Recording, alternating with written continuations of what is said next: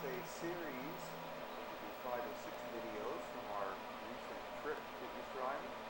And this is the Orongo crater. You see it's a volcanic crater, and it's quite massive, and it has totora reed growing in the center. Totora reed is also found on the coast of Peru and also in Lake Titicaca. The entire island is a series of volcanoes, very ancient. And this location is also at Orongo. This is where the Birdman competition was held in times prior to the arrival of Europeans in the early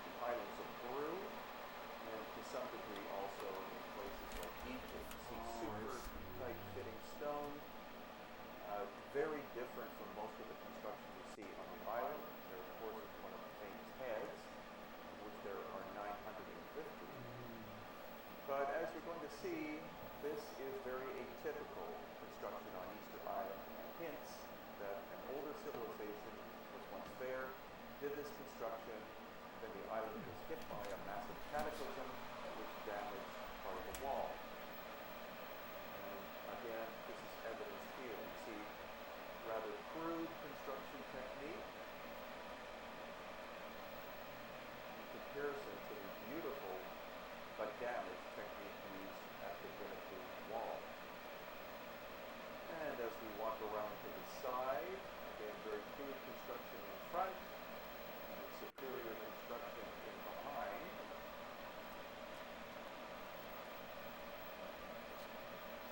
And again, there's the superior construction. In behind, we have some fallen Moai statues, and then slabs that look like they were thrown from their original position. And here too, a small wall section, very big slabs of stone. Clearly these have decided to damage or reassemble. Yo, what up, Moonraker? How are you, bro? Thanks, bro. Be right back. 1 second. Be right back. And then much rougher work on the left-hand side.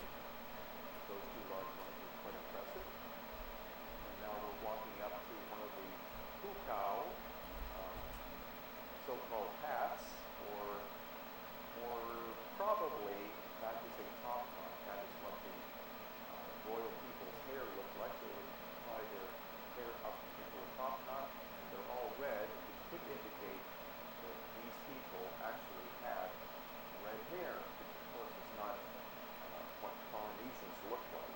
But what we're seeing as we go through this video and others of the series is that there appear to have been two different types of construction.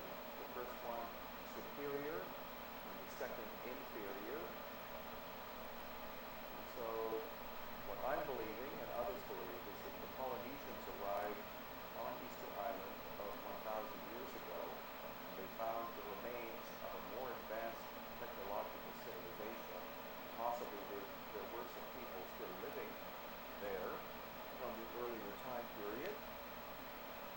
And when Roggeveen landed on Easter Island, what was recorded in his logbook was that they saw tall people, they saw short people, they saw black-haired people, they saw red-haired people, they even saw blonde-haired people. As well, they saw light-skinned people, and they saw dark-skinned people. So here, what you're looking at is a rebuilt wall, probably done during the Polynesian time period. Some of the stones are quite large, others very small. And that's in stark contrast to the Gimmick wall we saw earlier. There again is one of the pukau top knots. And now we're walking up to another one of the fallen Moai. They seem to be from two time periods as well. The small ones are like this. That's of course simply the head. There are much larger ones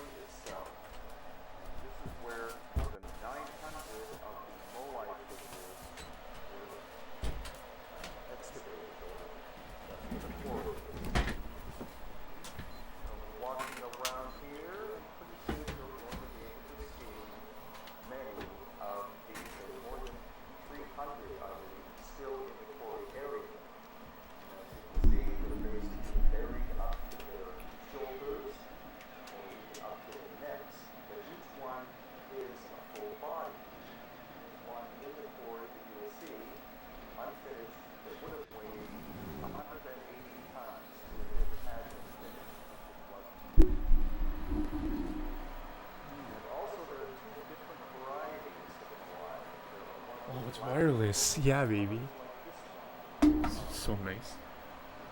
Some would say European style nose, so it is quite possible that there were two different time periods of their construction. So again, this is the classic view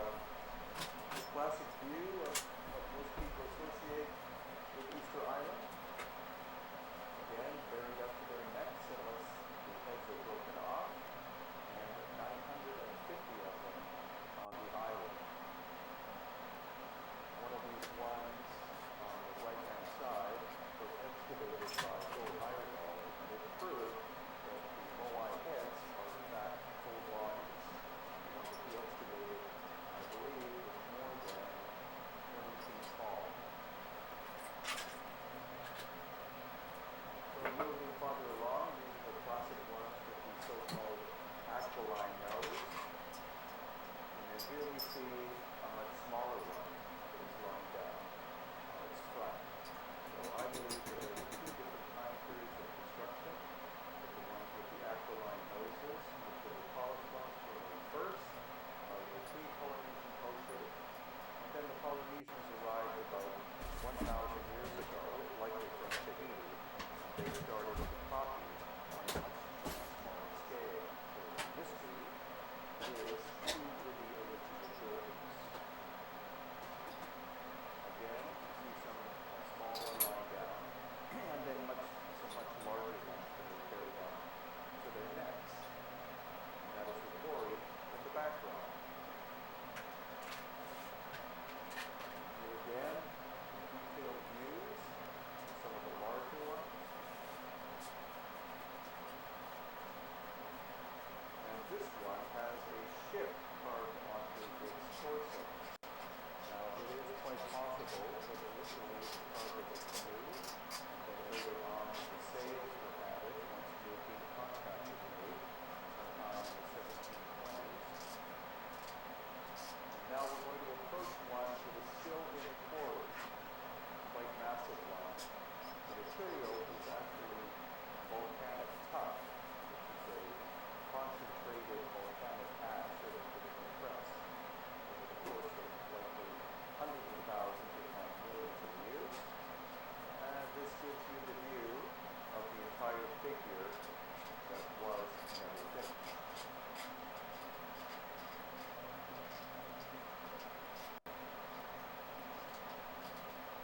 Moving farther and farther along, this is on the outskirts of the actual crater itself. The whole thing is the quarry. And now we're approaching a little moai that I believe is the only one ever found in a kneeling position. In the far distance we'll see Kongariki, which is the site we're going to get to very soon. So this gives you the landscape from the quarry edge itself. You see the multiple moai that were never moved to any other place on the island. Almost all of the moai that were moved in place in position face inland. They do not face the ocean, but there are 7 that will be in another video which in fact face the ocean. They are called the 7 navigators. So this is a view of the quarry, and there in the center is the one that would have weighed about 180 tons that was never completed.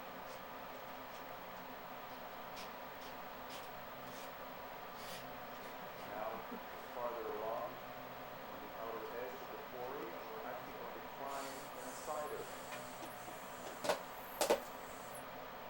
So this is my 3rd time to Easter Island, Napa Nui, and the first time that I was ever able to actually get into the crater itself. Here again, you see volcanic stone material. Oh god. What if returns the wreck tomorrow, finally? Fuck. And then there is a small lake in the middle of the quarry area. It's an ancient volcanic crater, of course. And moving along, you'll see that there are totora reefs growing in this little lake. There are actually also totora reefs growing in a larger lake on the island. And totora reefs are native to this island, as well as the coast of Peru,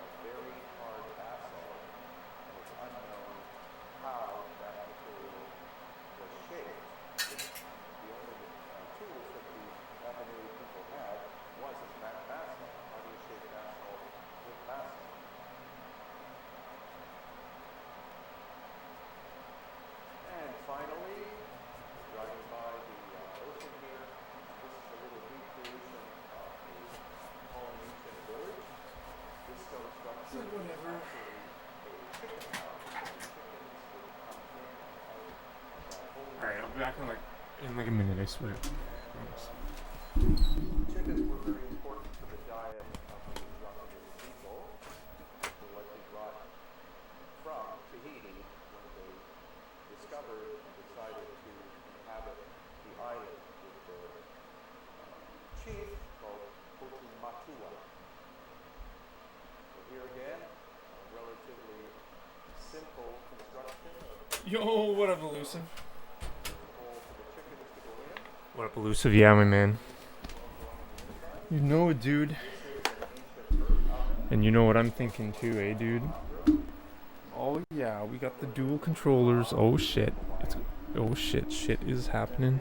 Maybe. A house. What's up, man? Originally, it's believed that the first settlers used their canoes Also, I've never tried Bunker 1, so I don't know if the like quick pauses are faster. I wonder. time they would have What up, man? away. Oh no, what happened here? What? Why? The island, basically Okay. held Oh snap, thanks, bro. or needle tree. And so instead, Whoops. they made with Why? smaller Okay. tree trunks and of course thatched roofing. Then this is a recreation of a garden. I'm not sure if these are gourds. Same as 64. Thanks, man. To me, I don't believe that watermelon is indigenous to Polynesia, but it's just a way to 17 would be a good goal for me today, I think, maybe. And Maybe. now I'll get to see the Right. interesting finely shaped stones of the base of the canoe house. Start. What's the start button on the... Once again, this is part 2 of a 5 or 6 part series that I'm doing about my recent trip to Easter Xbox Island. Series X has fast 17 bit TD. Thanks, bro. Yeah, 17. It took me fucking forever to get it on 64, man. Aspects and mysteries of Rapa Nui. How do you push start on the Pro controller? Do you know? Obviously, you know. I think only the main I want to try. Can you auto or but cruise control it? maintained in pretty good Maybe not. today, or at this point of the video, what we're going to explore are the large red scoria stones that were used to Whatever. place Alright. on top of the moai figures. Thanks, bro. This is the Kori Thanks for being here, man. Punapau.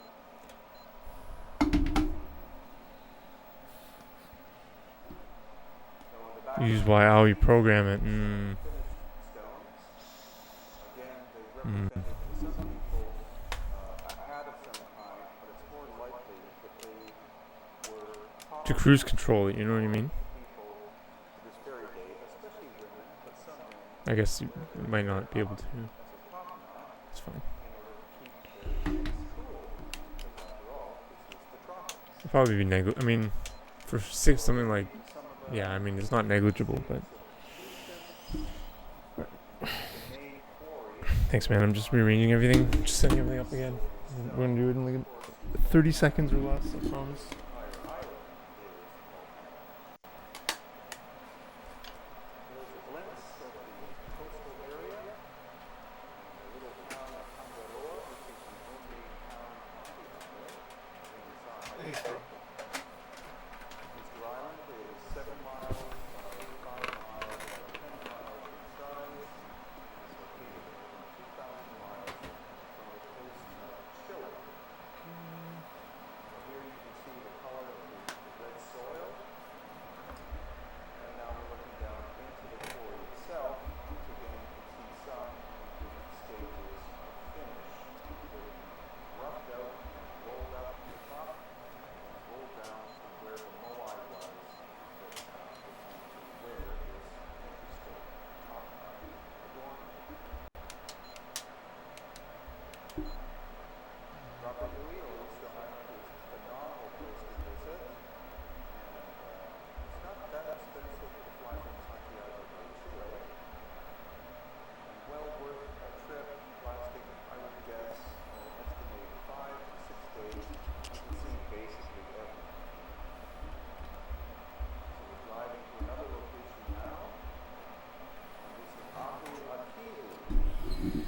Yo, I bought a B grade steel bowl, but I found it got kind of grindy. I now use it as my second 2.x controller. I mean, I might use it again for my first one just because I wore away. I used it a lot on Aztec Double and Bunker One. I wore away the other one. All right, let's go. Let's go. We're back. We're back, man. Oops.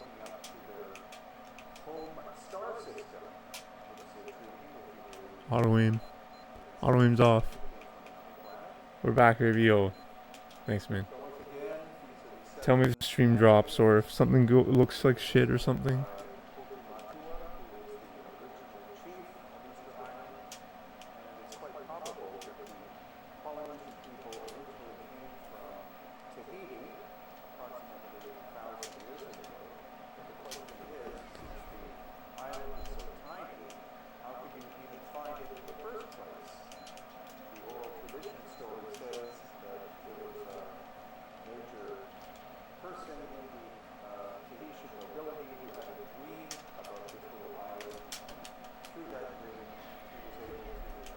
Kind of slow. Not bad for first start. Gotta remember what to do.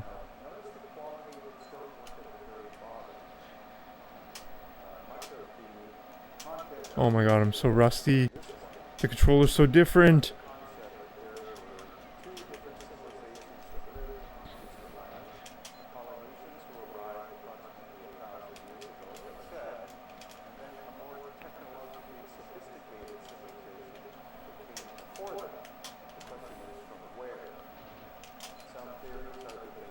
Alright, this is gonna take some time.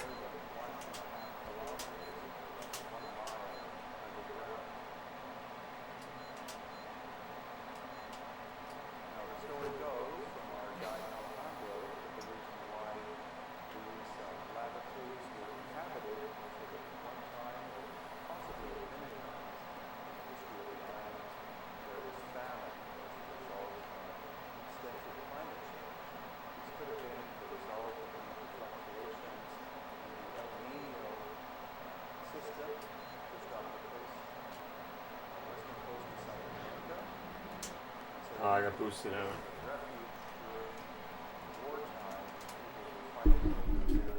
It was slow anyways.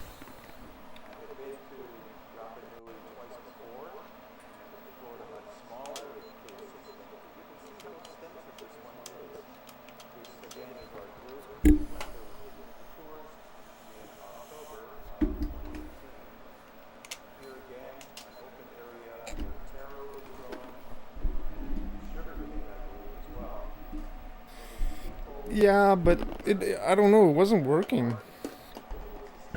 I don't know, I'll try it again maybe, but my adapter wasn't working. Maybe I need a 3.0 adapter or something. I need something from this decade.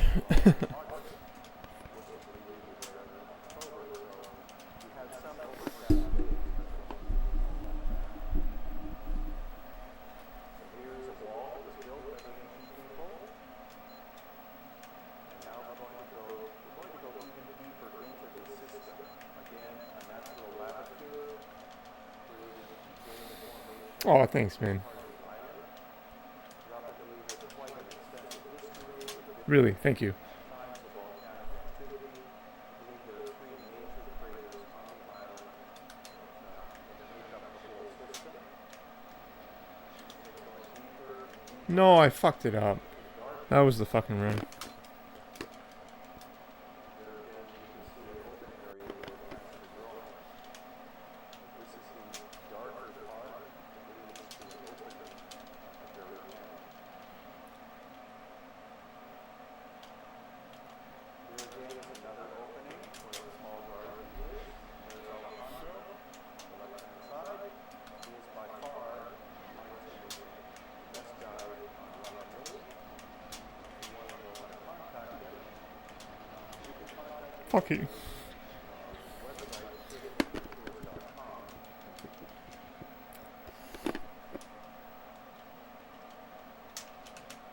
We are planning probably to go back to Rapa Nui in 2 years, so in 2020.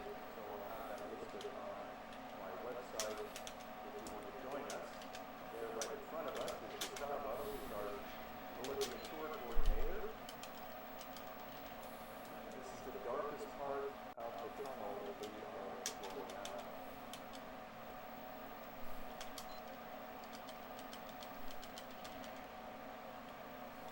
The population of Rapa Nui is about 6,000 to 7,000 people.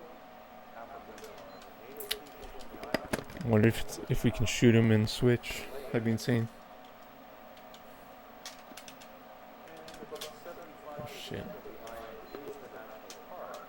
This, of course, is part of the national park, as are all of the other ancient locations, temples. More than 300 of the Moai stone figures, which are full body, not just heads, are located in the quarry area, and that will be in another video. Again, this will be between, it'll be either 5 or 6 part series, and then I'm going to upload the whole thing. It will be about a 1-hour documentary onto Amazon Prime Video. Yeah, I think there's still some lag, I think. I still feel the lag. I'm playing on the CRT, At the very end, but I still feel lag. and climbing our way back out. Here are the thickets, different tropical plants. We finally climbed Mike, out fuck on you. the ground, and being greeted by our tour group. For sure, there's like, yeah, input lag. Yeah, it's. And here I comes mean, I just gotta get used to it. Like that was pretty perfect. That one right there, you know, I just gotta get used to it. this case. He's 6'4", But I think a little bit of trouble trying to get back out of the original N64 controller would help someone like me, I guess. So here we are driving on the quote-unquote A highway. bit more stable. And this is our first No, I mean stop input lag, right? looking at From the controller to the wireless. But I might just be I might be crazy. what may have been a damaged tiny temple on the left-hand side. Insane boost. This is our actual Terrible line. stop. What? Did I not pick it up? And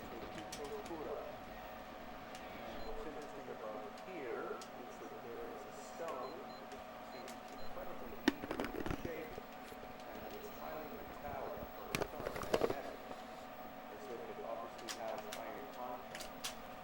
So as we walk past the ruins of an Ahu, which is a temple platform, we get to the location of this first.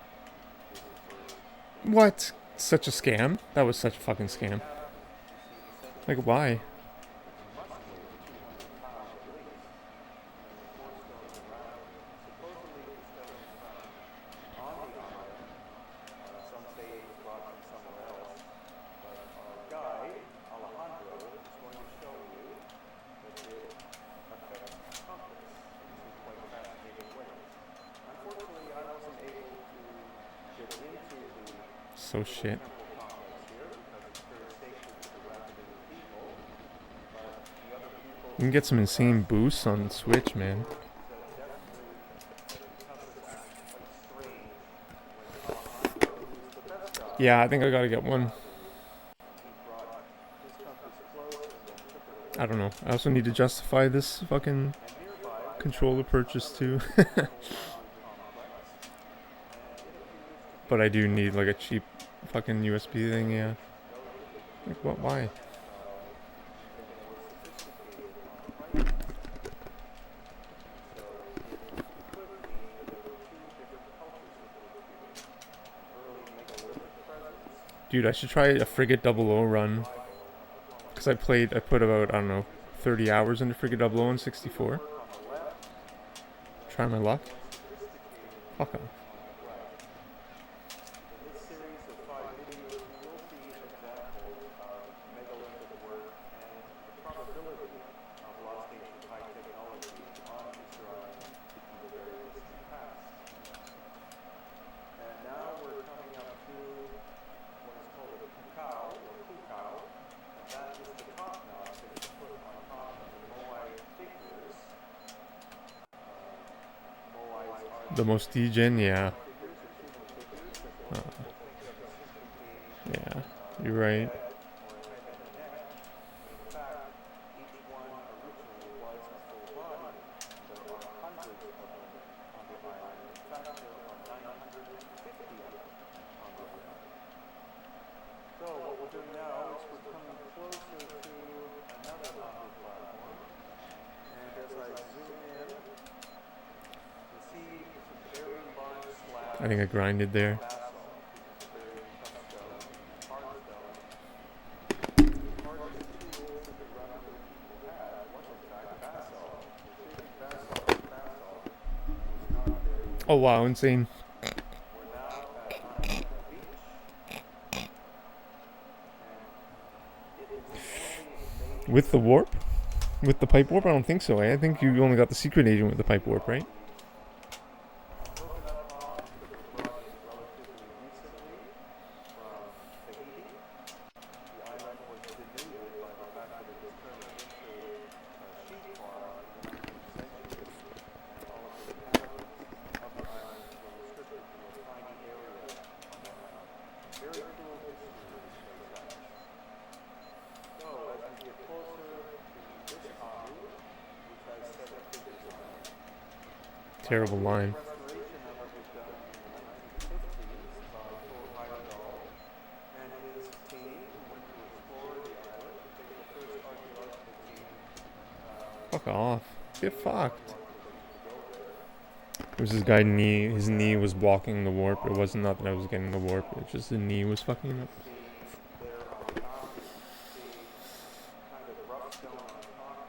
The lower row is fine blocks of basalt that evenly and tightly put together. Again, we're going to look at this one more time. You can see it's in a slightly upward arcing shape. Look at the cruder elements of the rest of the abu. And now we're going to walk around the back side of it, and I'm going to zoom into some stones, 2 of them, which are large basalt blocks, each weighing, I would think, at least a ton apiece.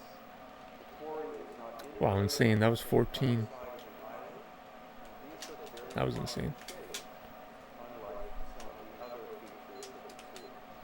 So again, I think there were 2 different cultures on the island. Polynesians arriving about 1,000 years ago, and prior to that, a You more know what shit? Picking up scientific this key on culture. fucking Switch. I don't know why. You can see That's the fucking shit. interior nature of the abu here in West Pacific. My slap's not right Now, though. continuing Anakena, we're going to look at some more stones that look to be out of place.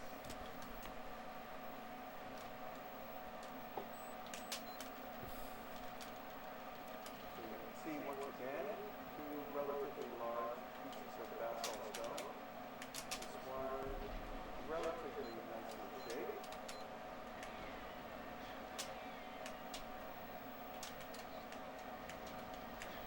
And then we come to Like, the fuck off. ruins of what was literally a boathouse, and it was a human habitation. But what they would do in early times is take a canoe, Like, fuck off, tip it man. over, and put it on this foundation made of very nicely shaped basalt stones once again, with drill holes, probably hand drilled holes that were pounded into the stone, not necessarily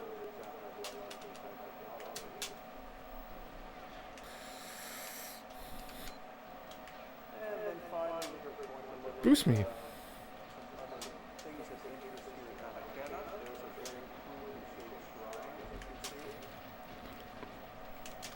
Here, another shrine of mixed stones, some small ones, but then also broken sections of the long ones that we saw at the boathouse foundation. Once again, the holes don't appear to be done by a machine or anything like that. And this shows you the backside Come of on. the Abu complex at Namakena.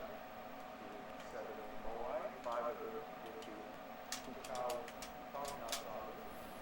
Different shapes, which could indicate different levels of hierarchy. At least that's according to our guide along the road. And each one is all the Like, Pukao are fuck this all game, man. an ancient Like, seriously. and ancient people who lived there that actually had genetically red hair, because the first accounts by explorers, especially the crew of the Dutch explorer Roggeveen in about 1720, indicated that there were black-haired people, red-haired people, and even blonde-haired people on the island, and some were tall, some were short, some Like, were this light stupid skinned, fucking some game. were dark skinned. So this kind of flies against the typical academic studies Is that that 19? say simply that the Polynesians were the first humans there, beginning about 1,000 years ago. And once again, you see a grove of very nice coconut palms brought in from Tahiti relatively recently, because the fact that it's a sheep farm for something like 75 years, faces a Let's very go. beautiful island. It's like What the fuck? skipping by some of the islands. I'm slow anyways, but still. Devastating At least we're island. getting the slap down. That was perfect. Just a look at the beautiful ancient aspects of the young island, basically more or less in the middle of nowhere. And so this is something you're going to see in part 5. It's another Abu complex. This is located at a site called Tahai. Now we're at a location No. close to the Like, spot why? on the Tangaroa, and this is called Tahai. This is also where some of the most famous of the Moai figures of Easter Island are located. You can see that it was a ancient canoe port, so quite likely that during pre-European times that Tahai was a very important location for the Polynesian people that still inhabit the island itself. And this Abu, which is a small temple complex, has one of the Moai figures, which has been put back into place because more or less all of the Moai figures were knocked down in tribal warfare, likely in the 17th century. You can see that eyes have been put back into place, and also the Pukao top knot also has been put back. So this is what a traditional one of the Moai look like, and there are 950 of them, more or less, located on the island.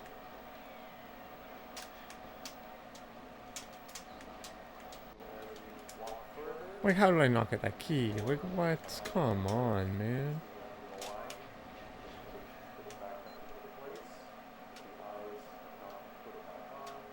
Neither has the Pukao top knot. Once again, the It was 18. Pukao top knot likely was the color of the people's hair, which in this case the Pukao was red. So whether that was dyeing of the hair using volcanic clay, or whether the people actually had genetically red hair is something up in question. It It's seems that probably there are 18. differences Let's see if we between can complete an 18. Let's do it. Easter Island. Around the table, though. Mysterious people who seem to have the capacity to do lost ancient high technology cutting in stone on some level, and then later the Polynesian people of 1,000 years ago. Whether or not there was an overlap of these people is still in question.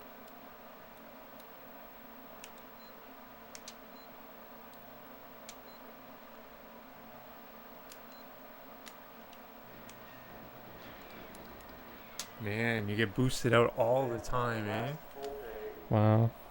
Gustavo Morales and I Interesting observation. Maybe I got up in it earlier. particular part of our tour, we had some free time, so we decided to visit this opera, which has very few visitors see. And here again, you can see the Moai figure put back on top. Look at the quality of the stonework This is fun. This is nice. I like this. here This is in good. the video. So very precise cutting, very quickly fitting together. We see that at 4 or 5 other locations, so that's why I believe that there are two different civilizations that live on the island. Polynesian people who came from Tahiti about 2,000 years ago, and then an earlier mysterious culture that had the capability Ah, to what? He intertwine. slaps faster. You know what it was? He slaps faster in Switch, I think, than go 64. And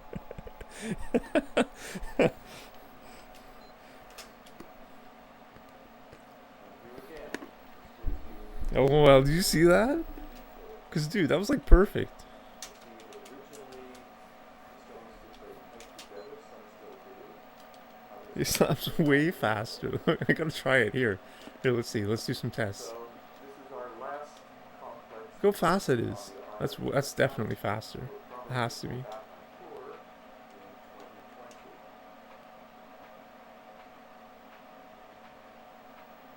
Maybe not the like And as a final the glimpse completion of of the animation. I don't know. Maybe I'm just tripping. the left side of the opera,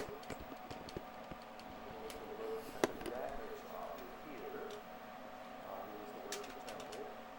There you see a moai on the left, quite a small one, that has fallen down and broken.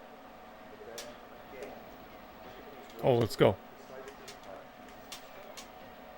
They don't really fit in with the standard Polynesian technique of simply stacking So dumb. stone one on top of another. It's a very dumb level. So that's why this island has many more mysteries than most people realize. There you see quite a simple wall in the background. And again, as this final little bit goes on, we're exploring these giant, relatively giant Oh, pieces of what? stone that are presently at the Whatever. place that seem to have been originally quite precisely cut.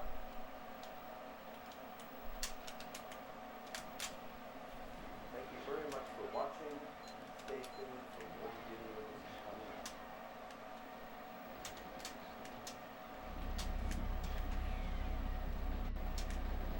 Oh, what? That was gonna be the insane warp.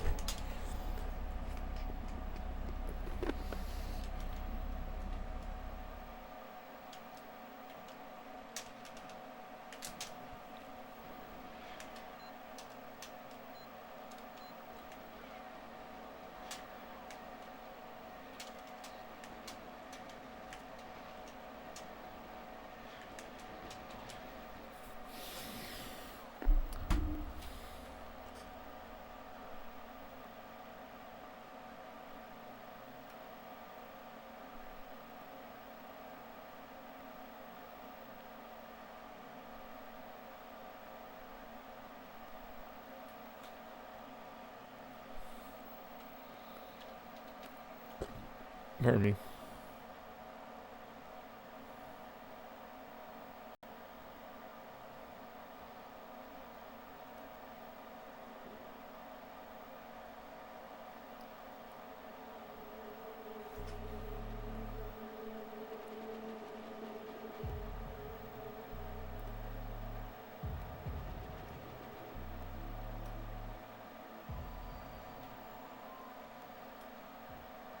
And there's been a fair bit of reconstruction, and you can see more or less that these monuments were made out of volcanic stone with local ash used as a type of concrete. They would add some lime into the ash, and that would form primitive concrete. And intriguingly, you can see in the middle of the photo at the bottom some very relatively large chunks of stone that seem out of place. So that's what we're going to be looking for, not only the grandeur of the accomplishments of people such as the Aztec and Toltec, but the fact that some of these locations seem to be much older and were reconstructed.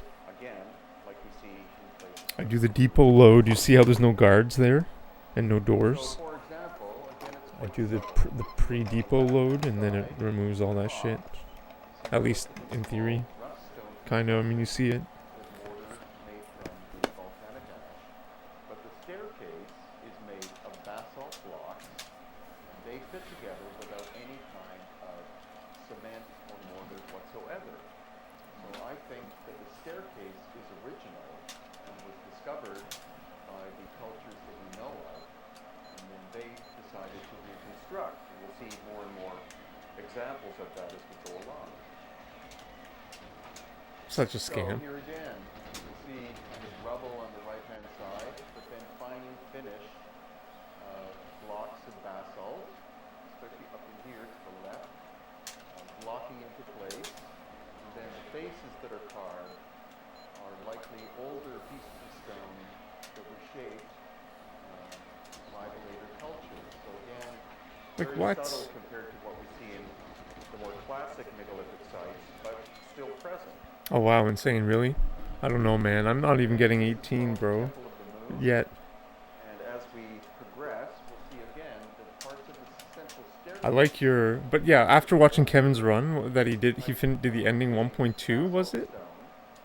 I was like, okay, we gotta at least try, you know?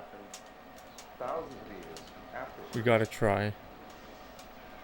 So this We is gotta find what out. I'm trying to show you. See the staircase, it has been repaired, but the blocks appear to have been cut, possibly by machines. The cultures of this area did not have any real bronze technology or No, he didn't. metals of any kind, and basalt is quite I'm a just hard saying maybe I stone missed that he switched it to 2.4, but by them. he did 1.2 ending. Not the case. They seem to have been inherited. Again, compare the construction of the Let's go. staircase with the No, like why, man? on the right-hand side. The whole area is volcanic stone, so it would be relatively easy for a large group of people. No, to that's be too able to hard, man, for find me. enough material Yeah, it to would be. build these monuments. But again, Dude, even like his I 1.2 is... Dude, even that one was old school, I would say, man. That's like new school, old school.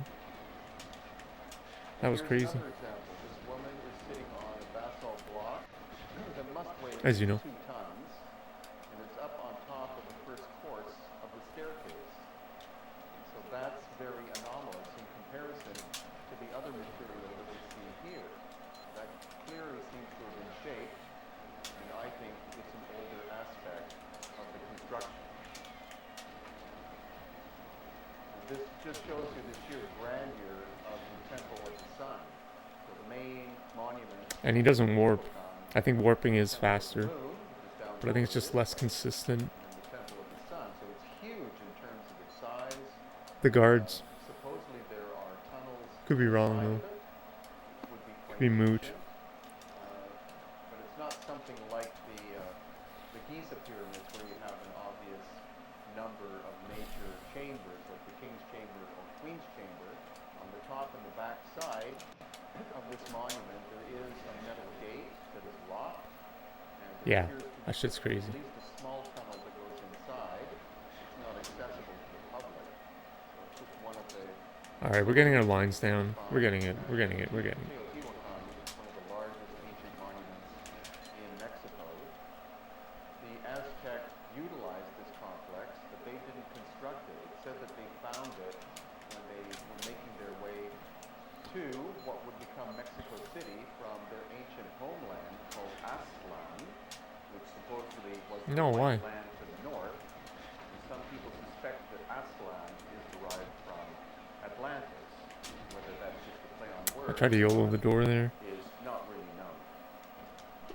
And then we move to Yeah, I saw I got like facility 46 or something on 64 the other day. That was crazy, man. That shit's wild. in another direction. And most of its complexes are Yeah, he's quite insane on small the in emulator. scale, Dude, on, but what is it, we do have these 1964 is it? famous statues, which are Dude, I called see like fucking insane shit. warriors. Like Dam 49 maybe or some shit. I don't know if I made that up. I may have made that up. But that was actually idea But of he does some terms crazy shit, raised man. in the 18th or 19th century by a foreign author who went there and coined the What the terms fuck? the Atlantean soldiers or Atlantean warriors. You can see that they're made of multiple sections of stone, each one weighing at least a ton, and the actual quarry is said to be quite far away. So these were crafted most likely by the Toltec people. This gives you another view. Oh, I see. Look like they have been reconstructed when they were discovered by archaeologists. They had fallen over. You can see Oh, I think we have James relatively Bond as a AI bot. I think I added James Bond as a bot. again. I think if you say 007 in a little. And this just shows you a sense of scale. That, of course, is me next to one of the warriors. And in the right hand, some people have said that they're holding a kind of laser weapon, and in the left hand they're holding other kinds of exotic weapons. But in fact, a local source told us that the so-called laser weapon Yeah, I don't know if it's fast. I have like no boost there. get rubber from the Olmec country, which is more of the jungle, and they're able to construct quite small crossbows. So that's one hand. if I don't The other hand are these arrows, which are about that long. So they're very close to combat. But this is quite intriguing, and this is something that you don't expect to see. This man was selling antiques, going back likely to the Toltec period. And there you can clearly see a humanoid figure with an elongated head. So that came as a complete surprise to us. I'm a reasonable expert as regards antiquities, so I could tell by the patina of the stone. Oh, that would have been 17. Wow. Insane with the boost now. It's fine. So he was selling it, but it's completely illegal to buy pre-Columbian artifacts We're gonna get it and soon. take them out of the country. And something of that size would clearly show I gotta YOLO the door, the ending door. I'm doing a super late B press on the door. I can do it faster. Photographs of it. This is not the man who was selling them, but just a local gentleman who decided to pose. I think another quick pause would help, honestly. I could take pictures. I'm gonna try the double. I'm gonna do it. And in Mexico City itself, unfortunately, Tenochtitlan, Whoops. which was the original name by the I think a double quick pause might help a lot for not getting boosted out, but let's see. destroyed the ancient Aztec capital. They tore all of the ancient temples down Whoops. and reconstructed them in the form of churches. So unfortunately, most of what's left of Tenochtitlan is rubble, more or less. And because of Should I do it in the first door, the double? over the course of time, No, probably second because you want the these boost. temples could be very, very ancient, but an earthquake would cause damage and then reconstruction. But what's intriguing is this Double is way reconstruction of one of the major temples insane. of Tenochtitlan, and you can see different layers What of scam? construction and even air gaps in You between. do double? That Interesting. would be a very complex form I used to do double. of construction. I think I did double. I think I did single for my And then over the course of time, another would be built on top, N64 and then on top. 17. Probably at least 4 different I think I did levels single for my of construction. N64 This 17. is what that temple would have looked like at the time of the Spanish conquest. But it's when you're looking at the Two, wow, rubble insane. and the different artifacts that you see huge pieces of stone like this put on display where it Such a scam. we don't know. But again, that's a giant block of basalt. See what this posit is. Oh, I guess it doesn't matter. Some of them look machined. Yeah. So it's I what don't we know. call an out-of-place I'm gonna do single. I'm gonna go back to single. located. We don't know where the quarry Just seems faster for me. taken from. I'm gonna go to So I single. think that's something that the Aztecs found Yeah, I can't remember. and then utilized it in the construction, and then with the destruction Like this is fast for me. of That's pretty Spanish fucking fast. stevedores and others that came later, it's quite possible that this was so big and the stone is very hard that they decided rather than using it or breaking it up into pieces for church construction, it was just left off to the Try to side. YOLO it. But that leaves Yeah, that's a slow in pause to there, us right? as an interesting artifact. I don't have the key, do I? And Oh, I then do. here too, this is Mona, who's on one of our tours. This might be She's 18. standing next to another rather large piece of stone that was not utilized by the Spanish stonemasons, so it leaves it as an artifact for us to ponder over.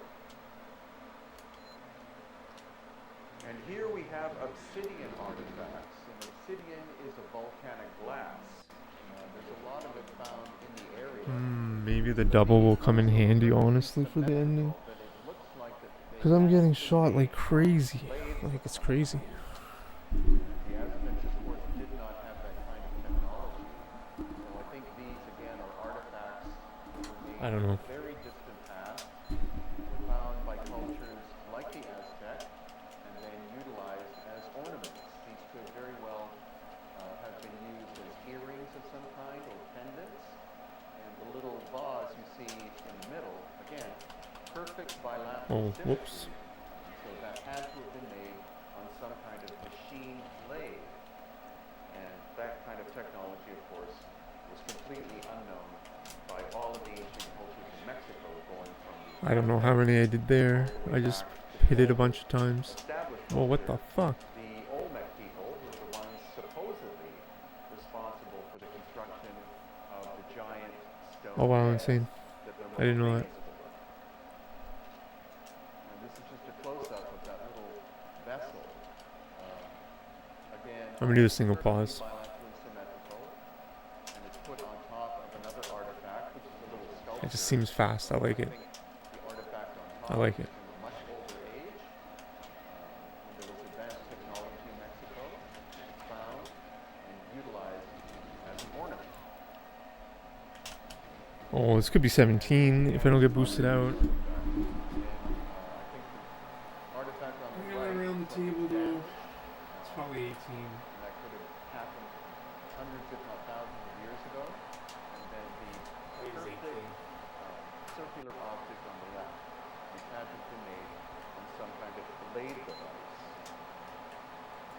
Then you have this giant sculpture of Tlaloc, weighing upwards of possibly 100 tons. It was found outside of Mexico City, lying face down.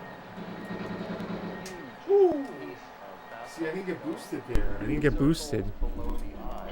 Alright, PB. Alright, that's good. That's pretty good. We're pretty good. That's a good start. Let's go 17. Let's aim for it. So, I didn't get boosted out there. That's pretty much why. That required a Alright. massive flatbed truck with multiple Nice. wheels to move it. It's pretty exciting. It's fun. How it was created in the first place is unknown, because the ancient people of this area, the ones we know of, only had Stone Age technology. Basalt is about 7 That was a 2 boost first hallway too, I think. so you would require tools harder than that, possibly Thanks, bro. Thank you, man. or even diamond. Of course, I appreciate you being here on a work day. The hands are broken off, and the toes are broken. It's gotta be pretty clean, eh? One of those intriguing ancient artifacts in Mexico. One of the few of a scale. Oh, this is a fucking good run. Come on. This could be 17. Slow table, let's stick on the table. The Jalapa Museum, which is located moving into the Olmec country around the Yucatan part jungle of Mexico. Again, these amazing artifacts, these lower ones here, that are perfectly circular and had to have been done by machines. We were lucky to have an engineer with us from the United States who was retired. He had been a manufacturing engineer all of his life. And when I showed them to him, unfortunately, most people are impressed by giant objects. This is a museum that has a lot of big stone Olmec heads. I'm a terrible player. At my height, I fucked that up, babe. That was 17. Fuck me. I'm so used to the right exit. Oh, I'm terrible. We'll get it. We're gonna get it, though. We're gonna get it, bro. Thanks, bro. That was all my fault. I'm a terrible player. By the established known cultures, but coming from a very distant time. That's ridiculous. The side view, I'm not terrible. That was a terrible thing. and perfectly symmetrical. Some doesn't show damage. It had to be repaired. So, out-of-place artifacts, to be sure. These were found in Olmec country and were used by the Olmec as earrings. But they didn't manufacture them, they found them and used them. And just a bit more of a close-up again, you see how perfectly round they are. And in the inside of that one, we could see spiral marks of a cutting machine that would have been used to make them in the first place. And another close-up here, just showing you see the damage in the lower surface there, and then the curvature where the vertical and horizontal meet. So again, What? has been made by some kind of lathe. Next, we're in the jungle of Chiapas, and this is Palenque. Palenque is most famous for, the most famous probably of the Mayan sites. It's also one of the most beautiful, where the famous Lord Takal's tomb Oh, come on, man. located. That's the building on the left.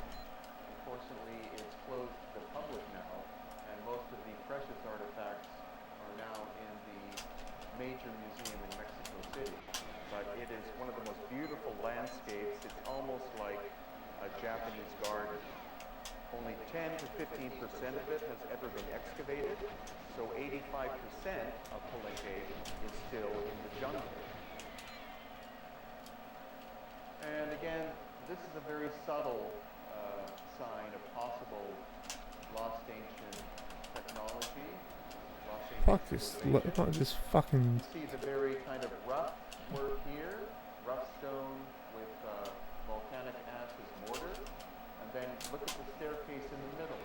And you see that each one of those is a solid block, and there is no mortar. And also some of them have sunken into the ground. Come on, man. That staircase is original and then was discovered by the Maya, and they constructed their temple complex around that central staircase. And that is what we find in Peru as well. You see famous locations like Machu Picchu and in Cusco, megalithic work, which is original. And then the famous Inca culture discovered these monuments, and rather than take the megalithic apart, they clearly respected whoever the ancient builders were and then simply built around that. And I think that's also what we're seeing here at Palenque. So the history of Mexico does not simply go back to the Olmec as a culture. It probably goes back at least another 10,000 years. And here again, you can see some very massive slabs of limestone and a big staircase on the left, tight-fitting stone. Oh, come on, man. Carving was probably done by the Maya, because most megalithic sites or megalithic aspects do not have artwork whatsoever. You simply have form and function. The classic example of that would be the Great Pyramid in Egypt, where the interior chambers, the Queen's Chamber, the King's Chamber, and the subterranean chamber have no artwork whatsoever. Whereas when we look at dynastic structures, then we see hieroglyphics absolutely everywhere. So rather than the case being that the ancient Egyptians never got around to doing hieroglyphs or ornamentation inside the Great Pyramid, it's clear that they found the Great Pyramid, and I think that's the case here too. The giant limestone slabs, it's not a hard stone, especially with the staircase on the left, you see no mortar, it's stone-on-stone construction, whereas the later phases here, you can see mortar in between the stones, and again, the ornamentation looks fresher than the original surface. We're talking hundreds of years old in terms of the carving, but still the patina of the flat surfaces is darker, indicating it's older. And so in contrast, look at the staircase on the left. It's made of very small, relatively small stones, maybe this big, very roughly hewn, and then mortar is used to fuse the whole thing together. And contrast that to the much larger pieces, vertical pieces of stone here that I think put back into place and then carved by the Maya people. And again, look behind this lady. Again, not huge stones, but this first course, you can see the stones fit very Fuck closely you. together, whereas right in behind it, on the left, you see much rougher work and lots of the mortar used to fuse it together. So I think this level here is older, and the area behind it is later.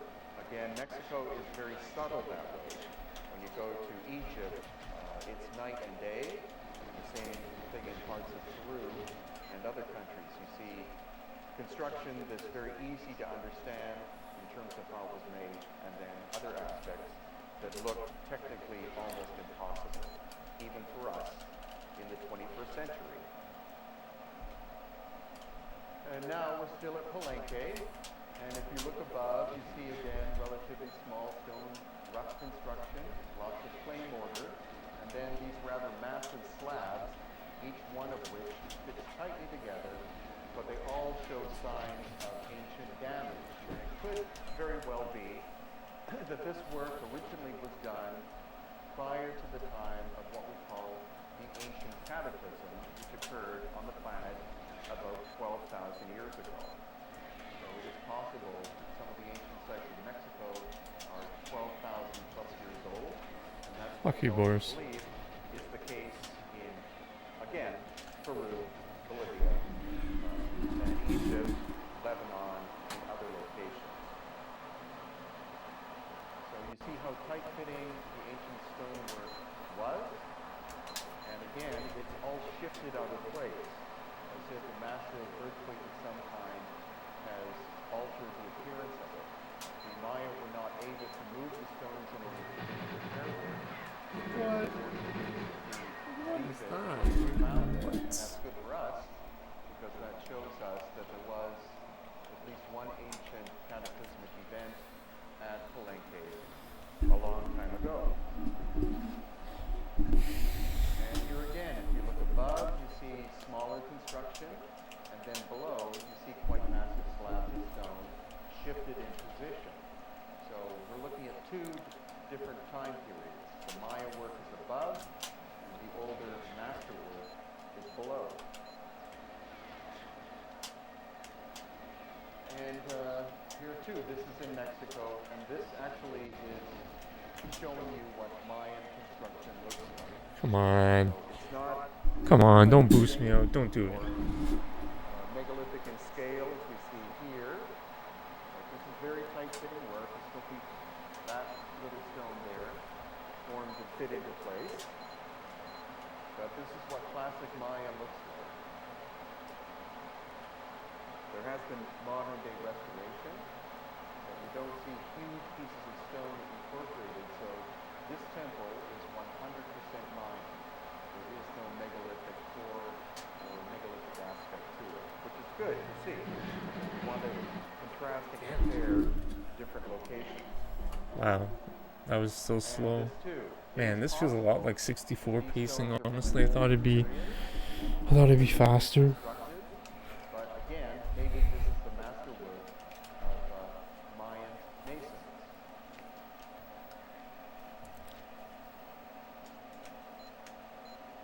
And now we're at Uxmal. And Uxmal is interesting because our guide was a native man, and he understands the ancient Mayan language. So he was able to tell us what the original names of these places was, and also what the translation of the names were. Like, fuck this game. Uxmal means built 3 times. And what that tells us is, I think, is that the third time period was likely the later Maya, the second time period was the early Maya, and the first time period was the ancient megalithic. We do find megalithic aspects at Uxmal, not here in particular, but the fact that the place is named built 3 times means 3 time periods of construction. And again, it's mildly subtle, but if you look in this area, you see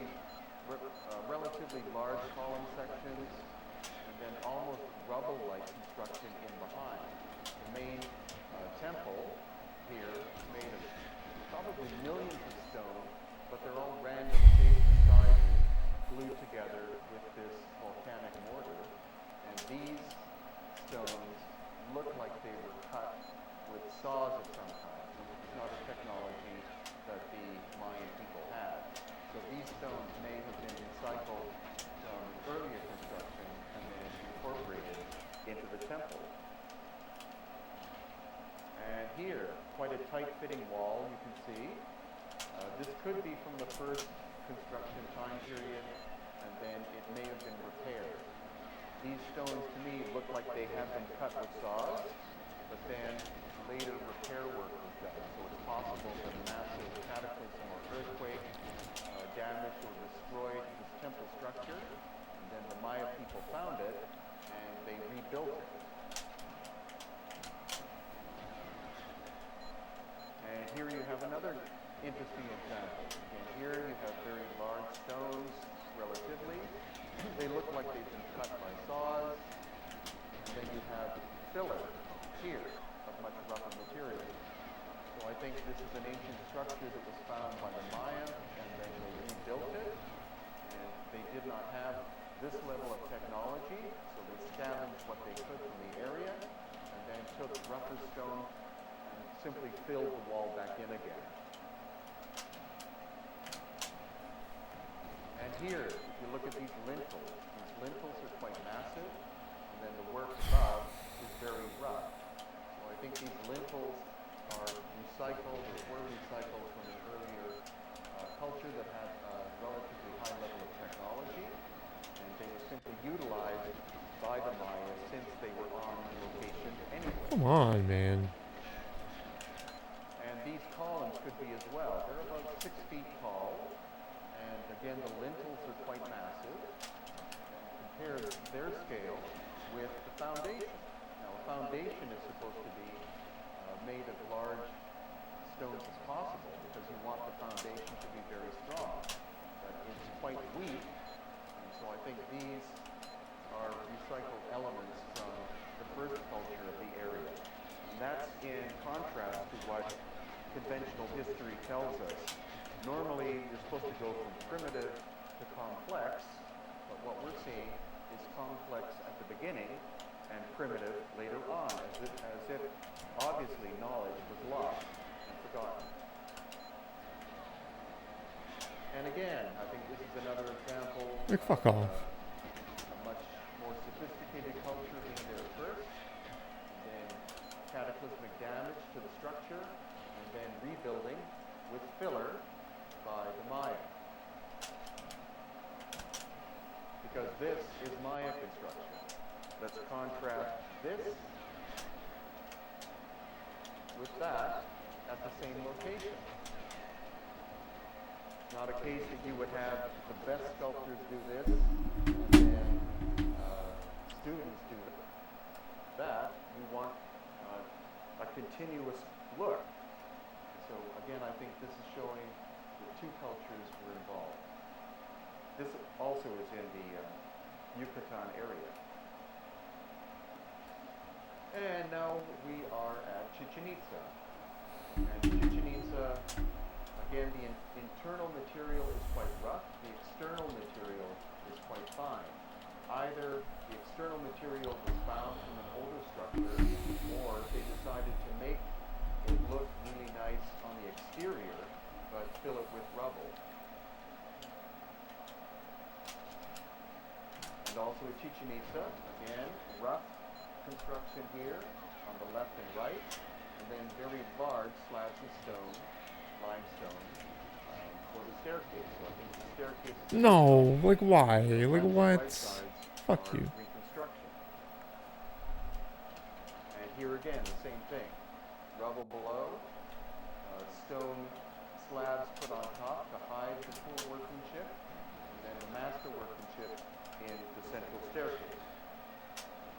So this is likely pure Maya construction. The lintel above looks like it's a giant slab of stone, but it's actually not. It's actually modern concrete was used to do the repair. So that's why the sites in Mexico are very complicated and subtle compared to what we see in places like Egypt. Also the column in the center was repaired. Oh, like fuck you, man. Incorporating a lot of lime. So that's why it takes a pretty good eye to see the difference between what is a megalithic work and what is a Mayan work, and then what is a modern reconstruction. Like, what the fuck's going on here?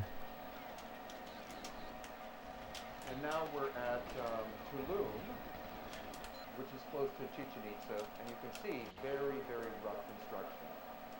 All through the Mayan territory, the only building material they basically had was limestone, and then they would grind up the limestone and cook it with heat in order to create powder, and then they would add volcanic ash to create a primitive concrete. It's actually quite amazing that these structures are still standing to this very day because it's a very damp environment and right next to the ocean. This is at the same location of Tulum, very rough work. So Tulum is a 100%, as far as I can tell, Mayan. Oh, come on, man. And here as well, even rougher work.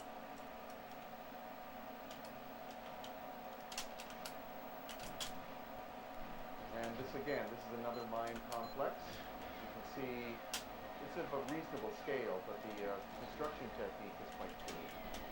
It is quite possible that originally it had a plaster coating so that it looked like very smooth, but over the course of hundreds of years, and then reconstruction by archaeologists, all we have left is the basic form of what it looked like.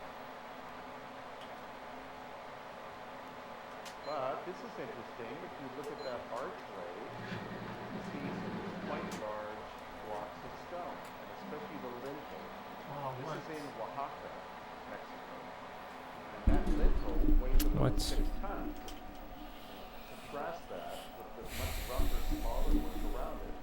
So I think that lintel and some of the uprights of the gate were found at this location, maybe parts of the staircase as well, and then reconstructed by the Zapotec people. And here too, these rather large slabs of stone with surface carving.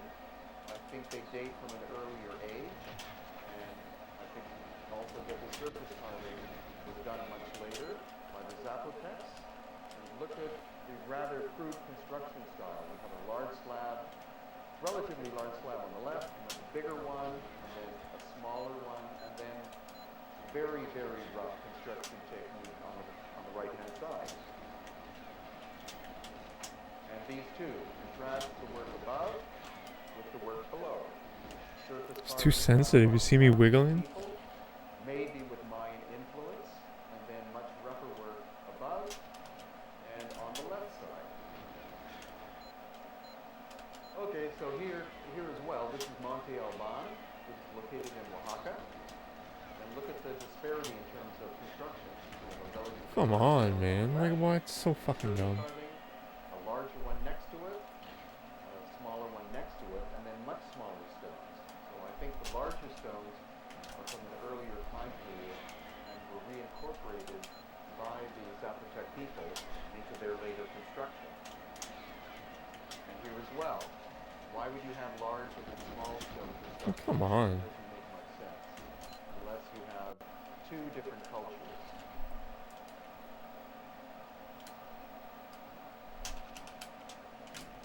Also in the same area, notice how uniform some of these cut marks are.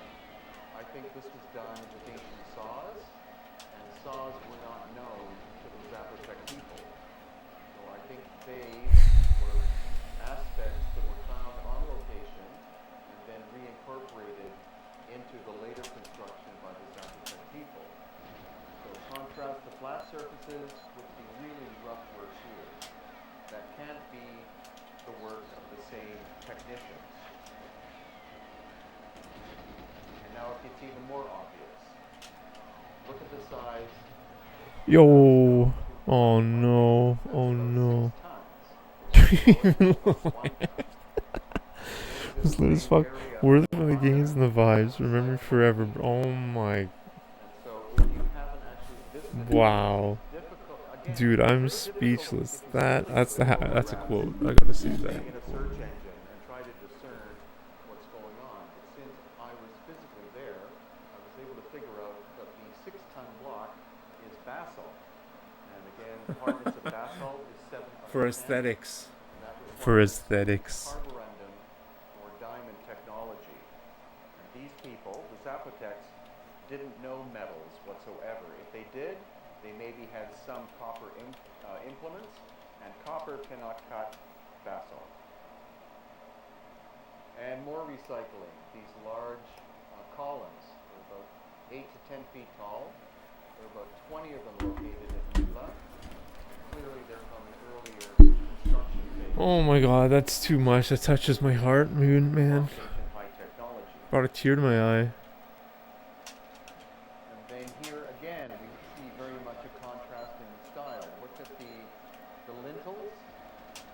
That stone here weighs at least 6 tons. And clearly What? looks like it was cut by machines. In contrast to that with the wall behind. Much rougher. So, once again, Sup, Toad? Zapotec discovered an ancient megalithic site and then rebuilt it, utilizing whatever was at hand. Of course, they would use any giant stones like this in their construction, and then they had to use other rougher material that was found on location. The fine work on top looks Remember me forever. but in fact, it's quite soft limestone, so they could have shaped that, and it's only superficial work. And here too, you see the lintels are very massive, and then the vertical upright areas very crude. And once again, look at the fine shaping of the basalt blocks below, and then the rougher work in between, and then fine basalt work incorporated to some degree in the upper sections.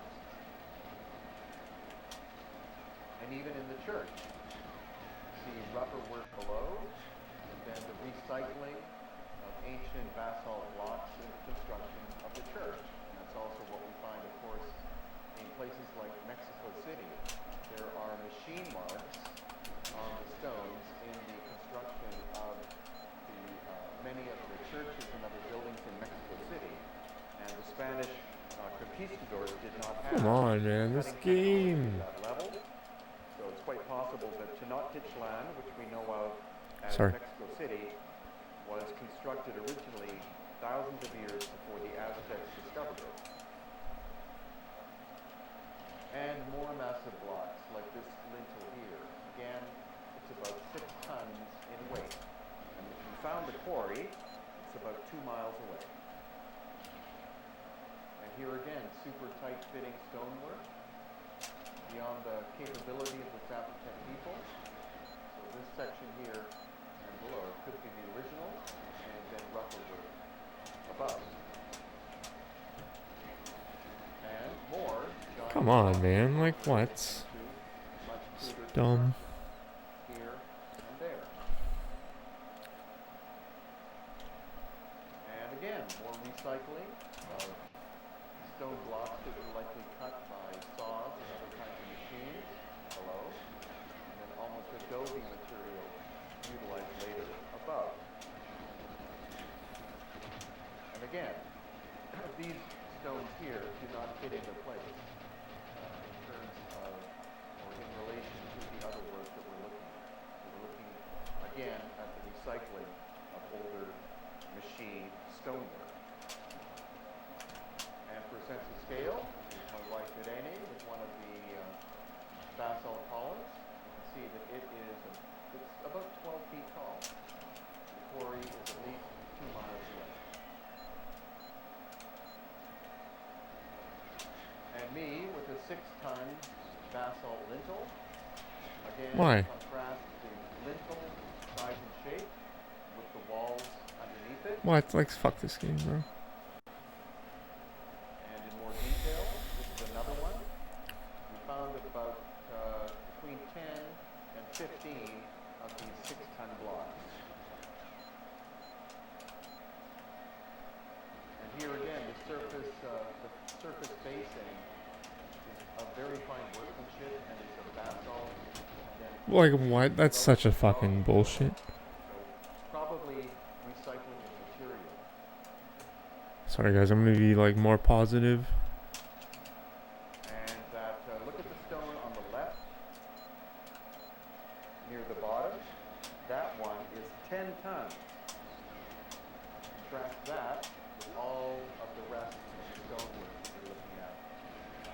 Forgot how annoying this level is. So fucking That is annoying. the 10-ton stone block. Somebody at some point tried to cut a section off and basically gave up. That's something that we also see Oh in man, other nothing ancient wrong locations with where homosexuals, a more but he did. That's an recent Alex culture Jones was quote. invented, such as the Inca.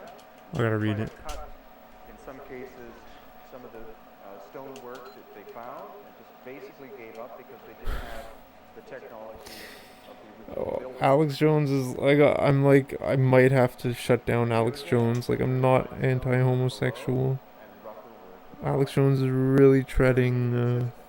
thin water, thin ice, thin water. I'm such an Again, idiot. this section here, Shut down Cartman. I don't want to shut down Alex interlock with Jones. each other quite perfectly, and then more or less rubble construction above and below.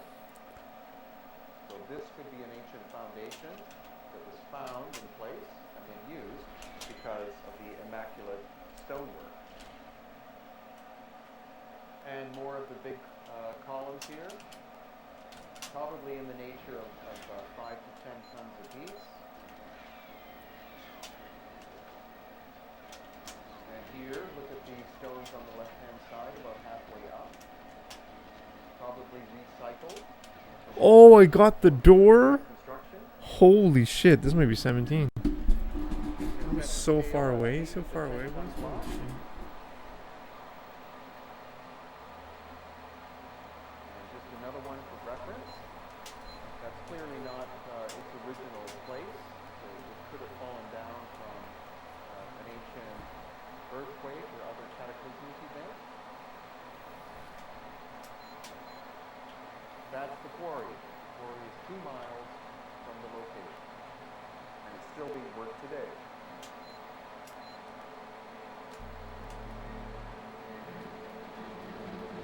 It's 17. That's gotta be 17. It's gotta be 17. No! What? What? Such a scam. What? Wow, holy shit. This feels a lot like N64. I thought it was gonna be like much easier. Holy shit.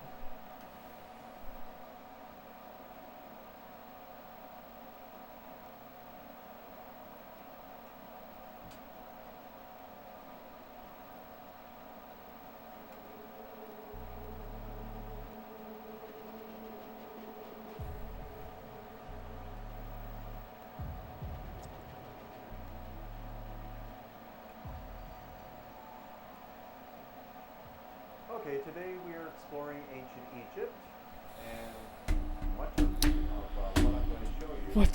That was work dumb. that could not have been done by the dynastic Egyptians.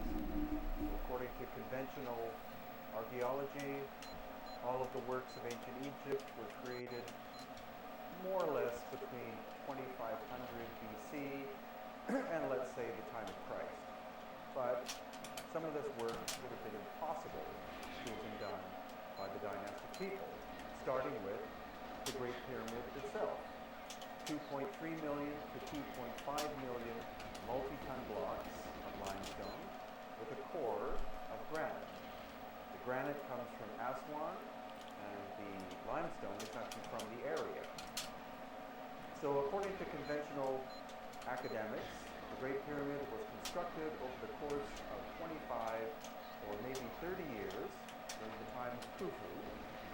And if that's true, It's very that slaps means faster. that the blocks would have to be cut, moved, and set into place. Man, I'm gonna every have to 2 change months. this. So that's clearly impossible. So obviously what we're looking at is a construction that was found by the dynastic people and then adopted by them and renamed by them. So here you see incredible weathering patterns on the surface of the Great Pyramid. The casing stone, of course, to a great extent is gone. Oi, mate? Why oi, mate? I've been told is much more than the time period. Why oi? So this is Oi, a clear mate? indication that the Great Pyramid is much more ancient than what we've been taught in school. And here again, even more weathering of the surfaces.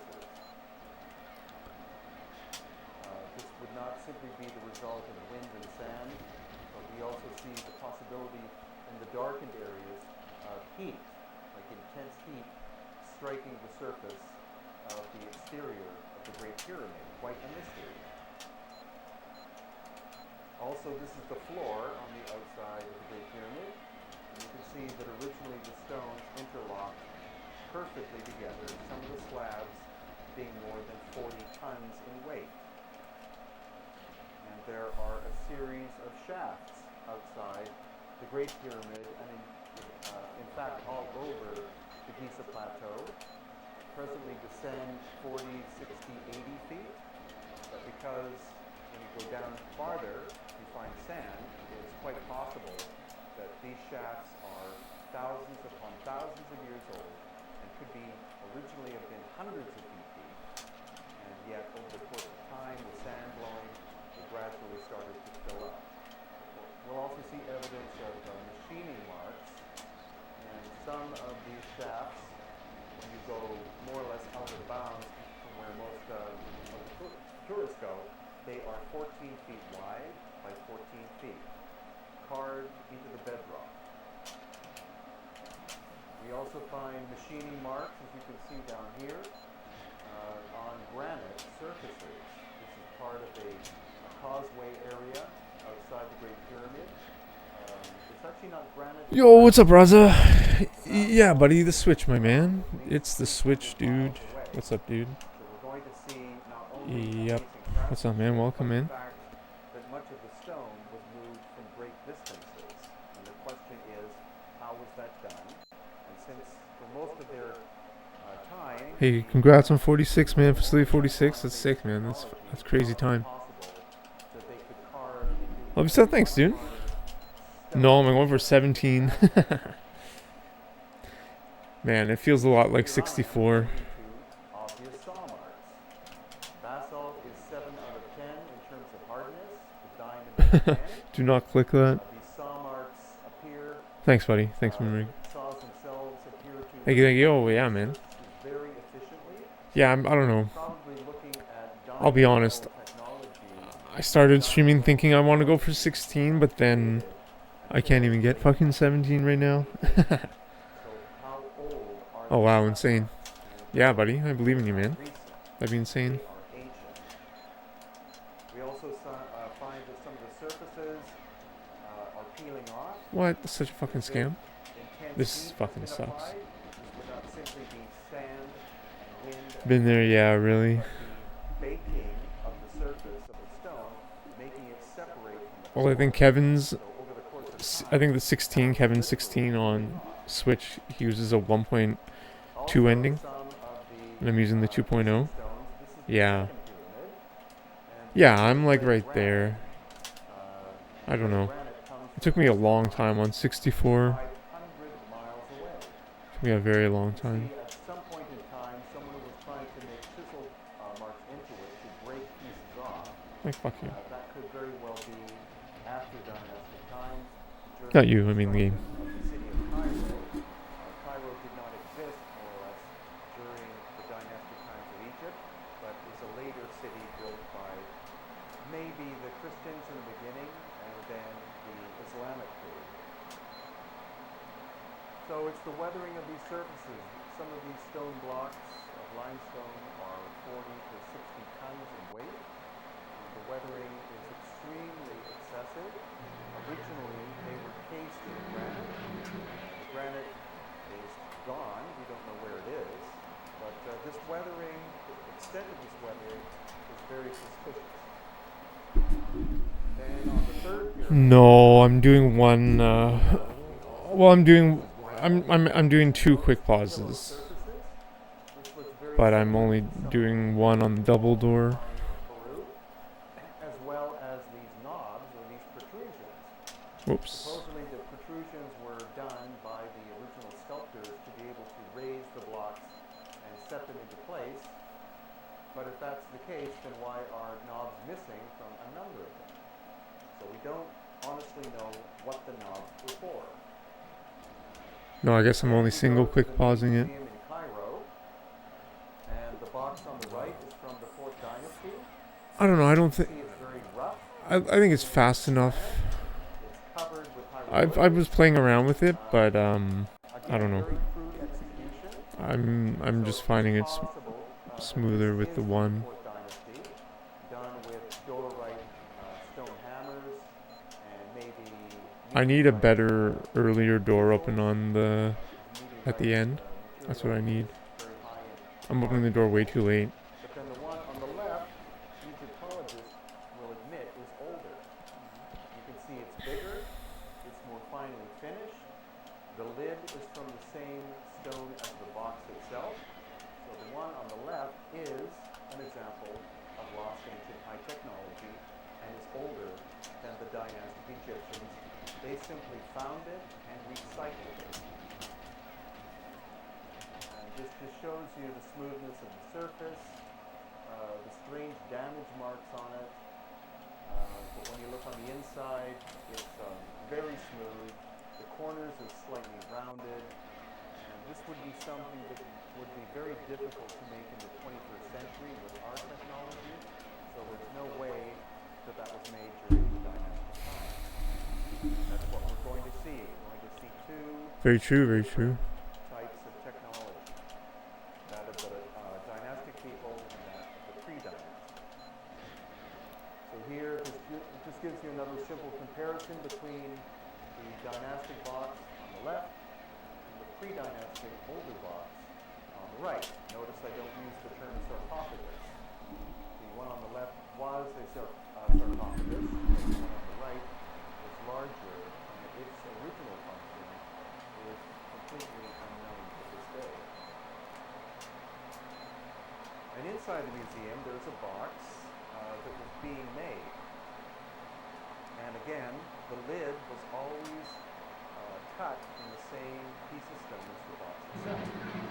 So here we see actually a technical mistake where the lid of the box was being cut, and then the saw started to move inwards into the box, and that caused the lid to snap off, or at least 1/3 of the lid, and the project was simply abandoned. Then on the lid of another box, we see these saw marks going this way, and that could very well be a type of bandsaw in use. But again, since it's cutting through granite, it would have to have diamonds encased or embedded in the saw blade, and that was not invented until about 100 years ago. So how was this done, and by who? Then we have the intriguing schist disc, which the academics call a lotus bowl, but in fact was probably part of a machine of some kind, maybe an impeller. The unfortunate thing is that it Oh, was let's go. repaired. Come on. By Why? staff. It was found No. broken, so they crudely repaired it. And when it was originally made, it was That was probably it. technically perfect. And this gives you an above view of what it looks like. The three lobes of it are not angled in any way. So an impeller would tend to have an angled blade in order to push or pull air or water. So it makes it a very... You can shoot one of the blackguards. They also have other artifacts. Oh, I don't know. Bowl. You see the perfect circle in the middle. I don't know. This is made of the same material as the so-called schist disc. It's actually a kind of metamorphosed clay. Other people have shot. If you look at the other runs on if you watch the 16 run, right? The Kevin shoots through the glass door. Also, other objects Yeah. made of hard stone. He shoots the guards. He doesn't warp it. Cache as this and the schist bowl they were all found at Saqqara, and not 10 or 20 were found, but between 30 and 40,000 of them were found. And this could only have been made, at least initially, on some kind of lathe, and that would involve a motor. This could not be done by a hand lathe with somebody with pedals. I think warping is faster though, but it might be moot. Then we find plunge drill holes. Again, that technology was not invented until the late Oh, this fucking game, bros. cutting into I tried to YOLO that ending. side Oh, 16, yeah, it might have been 17 box piece. made of granite. Maybe. And then a quartzite box. Quartzite is metamorphosed sandstone and also has the hardness of 7 out of 10. And the lid, in this case, locks into the box. So that could only have been done using very advanced technology. And a pyramidon. Look at the smooth surfaces. There's no way that the dynastic Egyptians could have achieved that I'm probably gonna get smooth boosted out. surface because that would involve sandpaper with diamond dust. And diamonds, of course, were found in great abundance in South Africa, probably in the 18th and 19th century. The important thing to know is that the tool has to be harder than the material. So this is in fact cyanite, which is a type of granite, much finer grained than normal granite, a little bit harder. And the cartouches and other hieroglyphics carved into the surface are relatively crude compared to the flat surfaces. So this object was found, probably already damaged by something, and then the dynastic Egyptians carved the hieroglyphics into the surface. And when we get to the Osirion, which is Abydos, look at this stone, this big stone. Look at the horizontal cut mark. This is a I didn't YOLO the door that would have to be a saw utilizing because I diamond level tried to technology. YOLO it the previous time. The Osirion is That's built okay. all We'll the way get. to the Hopefully, we'll get mountain 17 today. Hopefully, and was it's pretty constructed tight on though. purpose underground. The vertical columns are made of syenite, which comes again from Aswan or the eastern desert in the Sinai, and the wall to the left is made of quartzite from Cairo, several hundred miles away. And the Osirion is Turning very too late there too. I complicated. gotta turn This is faster. an area somewhat off limits. And what you're looking at on the left-hand side is a shaft that actually gradually rises up to the surface. So I think the function of the Osirion could have been an ancient water pump of some kind, pumping water from underground, because the Osirion usually has water. You can see the green water. The But box. previously, before they built the high Aswan Dam, water levels would come up and down inside the Osirion. So it could have acted originally, it would have had a roof over top of it, it would have been completely buried and sealed off. So it could have been an ancient water pump as compared to the Egyptologist's explanation, which is some kind of symbolic tomb, which is an expression they use in excess. Whenever they find something mysterious, they call it a tomb.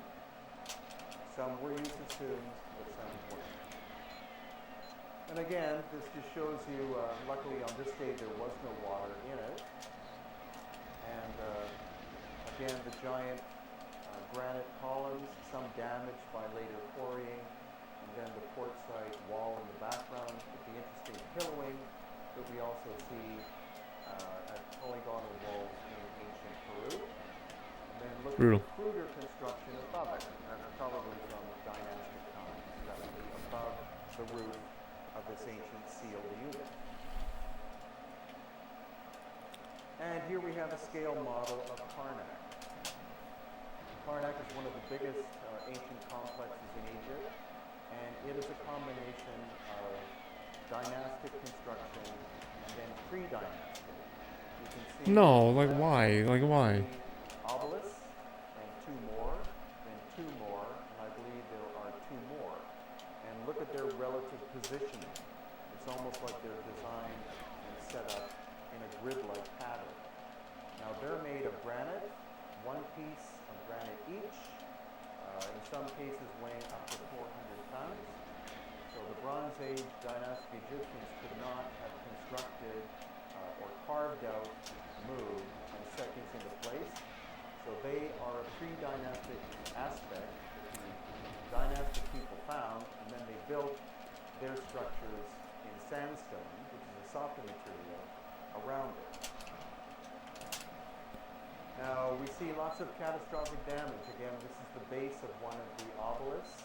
You can see that the surfaces here on the east side, The weathering is extreme. The higher up you go, the less weathering there is. And it could be, according to Dr. Robert Schock, a geologist, that 12,000 years ago there were plasma bursts that erupted from the sun and struck some of these lower surfaces and blew the surfaces off. So for my estimation, Why? this plasma ball would have been approximately 60 feet in diameter. I know Would that. have gone straight down what is called the sacred Wow, that was actually pace. That could have been 17 maybe. creating destruction Maybe. as it went.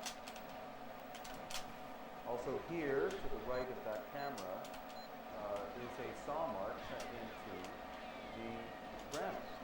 And that had to have been done with a machine. The hieroglyphics were done Oh, with what? simple Like hand what? tools, but that is clear We're getting better though. We're improving. lost ancient high technology cutting into the granite. And then we find many core drill holes, some of them this size.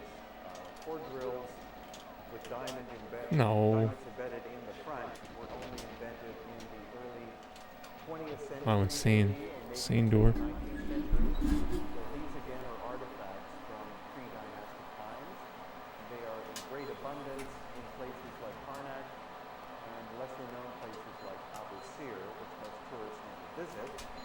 But it's a wonderment area of lots of signs of lost ancient high technology.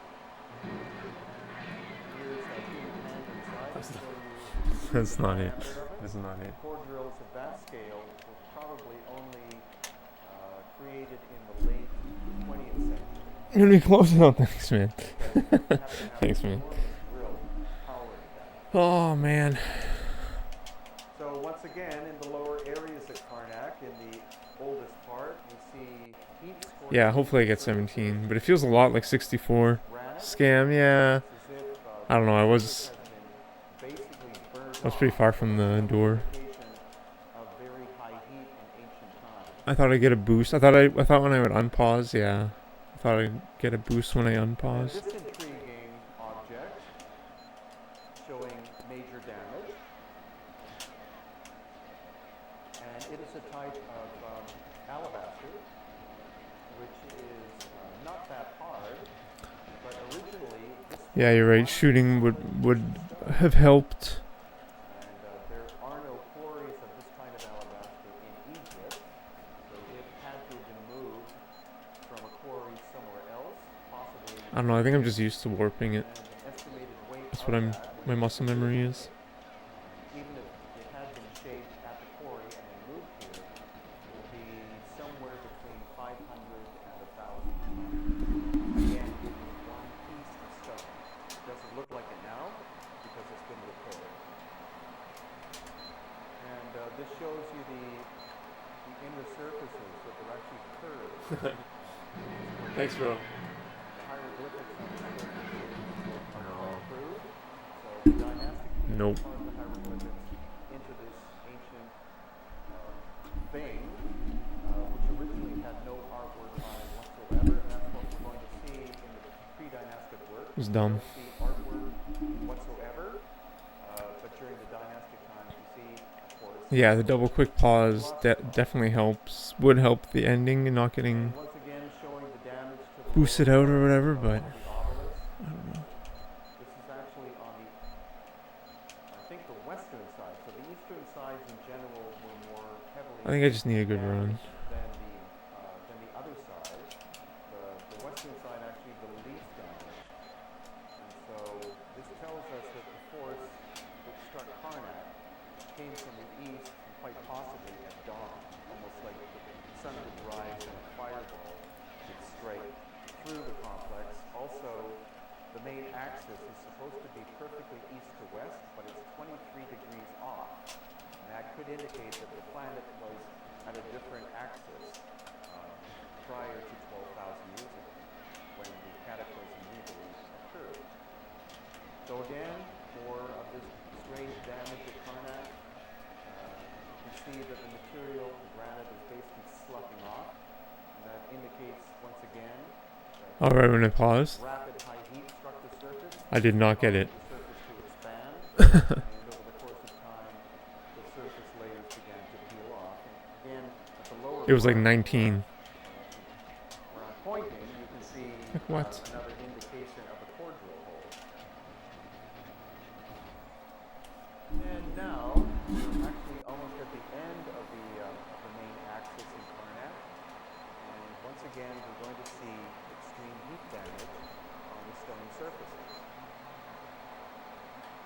So this is granite, and you can see that it's basically falling apart, as if it has been hit by high heat for this to pass, and is now gradually crumbling. The different types of stone react to heat in different ways. So here again, on the Yeah. left-hand side, we have another piece of granite that's crumbling. And then in the background is a giant slab of the alabaster, and its surface has basically exploded Yeah. off. But on the backside, we do see more core drill holes. And again, these can't be things that were done during the dynastic period. So this is another specimen of something that was pre-dynastic, found at Karnak when the dynastic Egyptians arrived in the area. That was a tendency. They would find an ancient structure that preceded them and turn it into a sacred site. Then we're at the Aswan Quarry. And the Aswan Quarry is a granite quarry. It's where most of the granite from Egypt was taken from. And here you see dynastic period attempts to break the stone. Slots were created with very hardened bronze that would take a long time to do, possibly even with iron later on. And then they would put wooden shims into the recesses and pour hot water on them. And over the course of time, that would cause cracks to happen. So you'd have a very rough surface created afterwards. Contrast that on the right, which again is the indication of how the dynastic people broke the stone, with these strange Fucking scoop hell. marks on the left. And the scoop marks are a clear sign of No. technology that was prior to the dynastic people. And we're going to see more examples of this as we go along here. So here, more of these scoop marks. This is the unfinished obelisk at Aswan, which, had it been completed, would have weighed 1,200 tons. And that's what it looks like. Look at the size of the people compared to the size of the obelisk. It was never completed, which is a mystery. The other question is, even if they had been able to cut the whole thing out, how would they raise it out of the pit that it's in, since the surface is not flat, it's very much rolling. And granite is actually quite brittle, so it would have to be perfectly balanced as it was taken out of the quarry location, otherwise it would snap easily into two pieces. And here you see the western trench, and again at the unfinished obelisk, and again these interesting scooping tool marks. Unlikely hand tools. The standard explanation is We've improved a lot. We've improved like a lot. that they use to pound away to remove the granite, but the pounders were slightly harder than the granite itself. Like what? Even creating a channel like that would take hundreds of years. Yo, thanks, Joel. Thanks, bro. Thanks, man. Appreciate that, homie. That's nice of you, dude. Here, this is a smaller obelisk that Thanks, man. completed.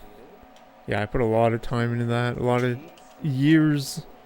I think those were done by some kind of I was looking at my PBs. I got like 30, 29, 28, 27, 26, 25, 24, 23. remove granite. Took like several years, man. From the surface, because we actually experimented with that. And I filmed it, and it looks quite stupid. Thanks, bro. And we see, I want to try to lower it on Switch too again. Karnak as well. Again, Even like a seeing 26 would be erosion of nice. limestone surfaces, blackening of the surfaces, wind erosion Thanks, bro. will simply cause the white limestone. Whoops. Even just talking about it, I changed my movement for it. The blackening indicates intense heat. And then also these incredible shaft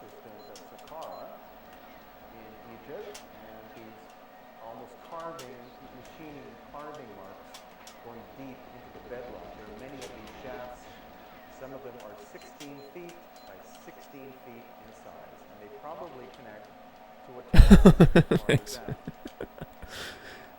Also, we have this scorching. I was nervous. I remember watching. I was like, please. I was begging. I was like praying to God. No, I wasn't, but because I think if you pray, you should pray for something like more important than a fucking PB in a video game. Yeah, I was really nervous. I think that's pretty much the most perfect that it can go for me at this point. I mean, I don't know. I don't think I could maybe get 22 maybe, but I think I would dupe 23 a lot even on my best runs. I don't think I can get 22 in under like 20 hours.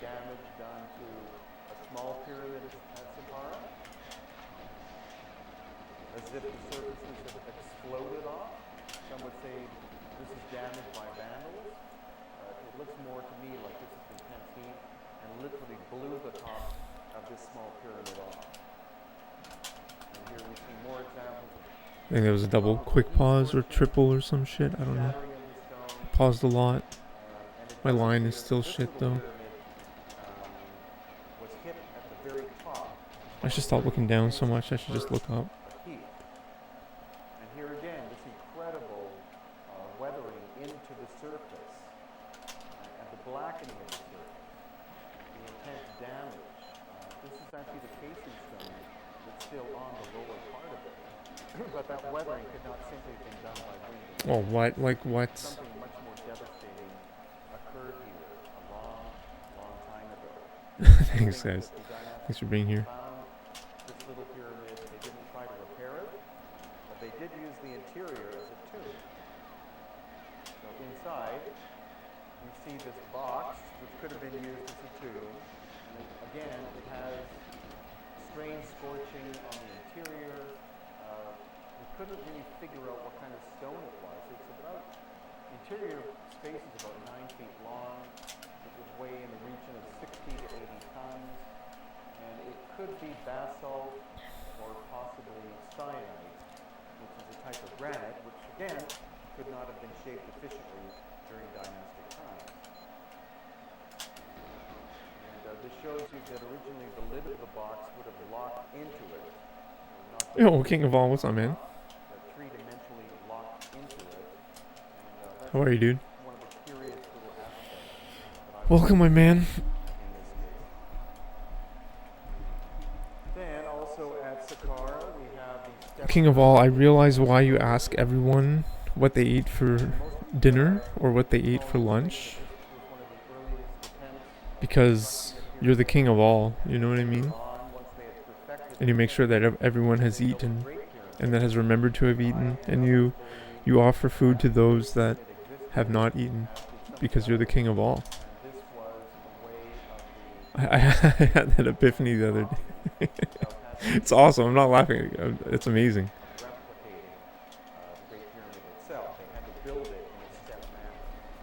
Pretty good. That's nice, man. And next, we're still at Saqqara, and we are underground. Pretty tense full moon today. A series of 2 tunnels. Scorpio full moon. What we find here, and Pluto squaring the sun one curious thing is was yesterday. there is no soot or other kind of Like what? darkened material on the surface. So these tunnels were completely. I'm actually gonna take a break in like 5-10 minutes to eat. I'll keep playing though, but I need to eat. Torches of some kind. No one's bothered to try to clean the surfaces. So this is what these tunnels have always looked like. What? Why? The impression is Yeah, they were made using high technology and that artificial light. I am. It feels exactly like N64, man. And what we find inside of these tunnels are 25 plus stone boxes weighing 100 tons apiece. So this is one of the Serapean boxes. And Oops. the material is cyanite that probably came from I'll try the double quick pause for Raza. The lid is 30 tons, the box is 70 tons, and the sculpting or carving of I think I need to subsurface eat. on the surface is much cruder than the box itself. So these boxes were found by the dynastic people, I lied. and they etched the hieroglyphics into the surfaces. This just shows you, again, the sense of precision. Come on, bro. It's like what? Seal the box, the lid of the box. If you use W, it gets empty within 3 attempts. So originally it would have been 200 tons, and then when completed, 100 tons. So how was it moved from Aswan? How was it moved to the location? How was it moved into the tunnel? Interesting. How was it moved into the recess that we presently find it in? So once again, this just gives you a sense of scale. There's a standard 6-foot human next to one of these giant boxes. One was never finished. It's in the other hallway. So this is the roughened shape. Alright, I will try it for you guys. Never made it to its final location, which is a niche. No, it's slower. It's slower than 64 quick pausing in my opinion, but I might be wrong. But because it doesn't register because it's. Alright, that one worked. Of a megalithic nature where work suddenly stops. And so I think that all of this sudden stoppage was as a result of an ancient cataclysmic event about 12,000 years ago. Oh wow, insane. So there's the It's not paste, but we'll try it. We'll see what it is. never finished. And by the time the box and the lid make it into the niche, how were they planning on doing the finishing work to make it hermetically perfect seal without having proper lighting and without having advanced technology? Then we are at Tanis. You can obviously see is that this granite lid was recycled. You see partial hieroglyphs and then they abruptly end. And then the box itself is made of quartzite. So this is a recycling effort during dynastic times of pre-dynastic. Alright, I'll try it. So Tanis is basically devoid of life. If you look in the background, you see beautiful. Like, it doesn't register. It's too slow. Delta, but almost nothing can grow. I don't know if it's the wireless control I'm using, but it's fucking. It's like walking I don't like it.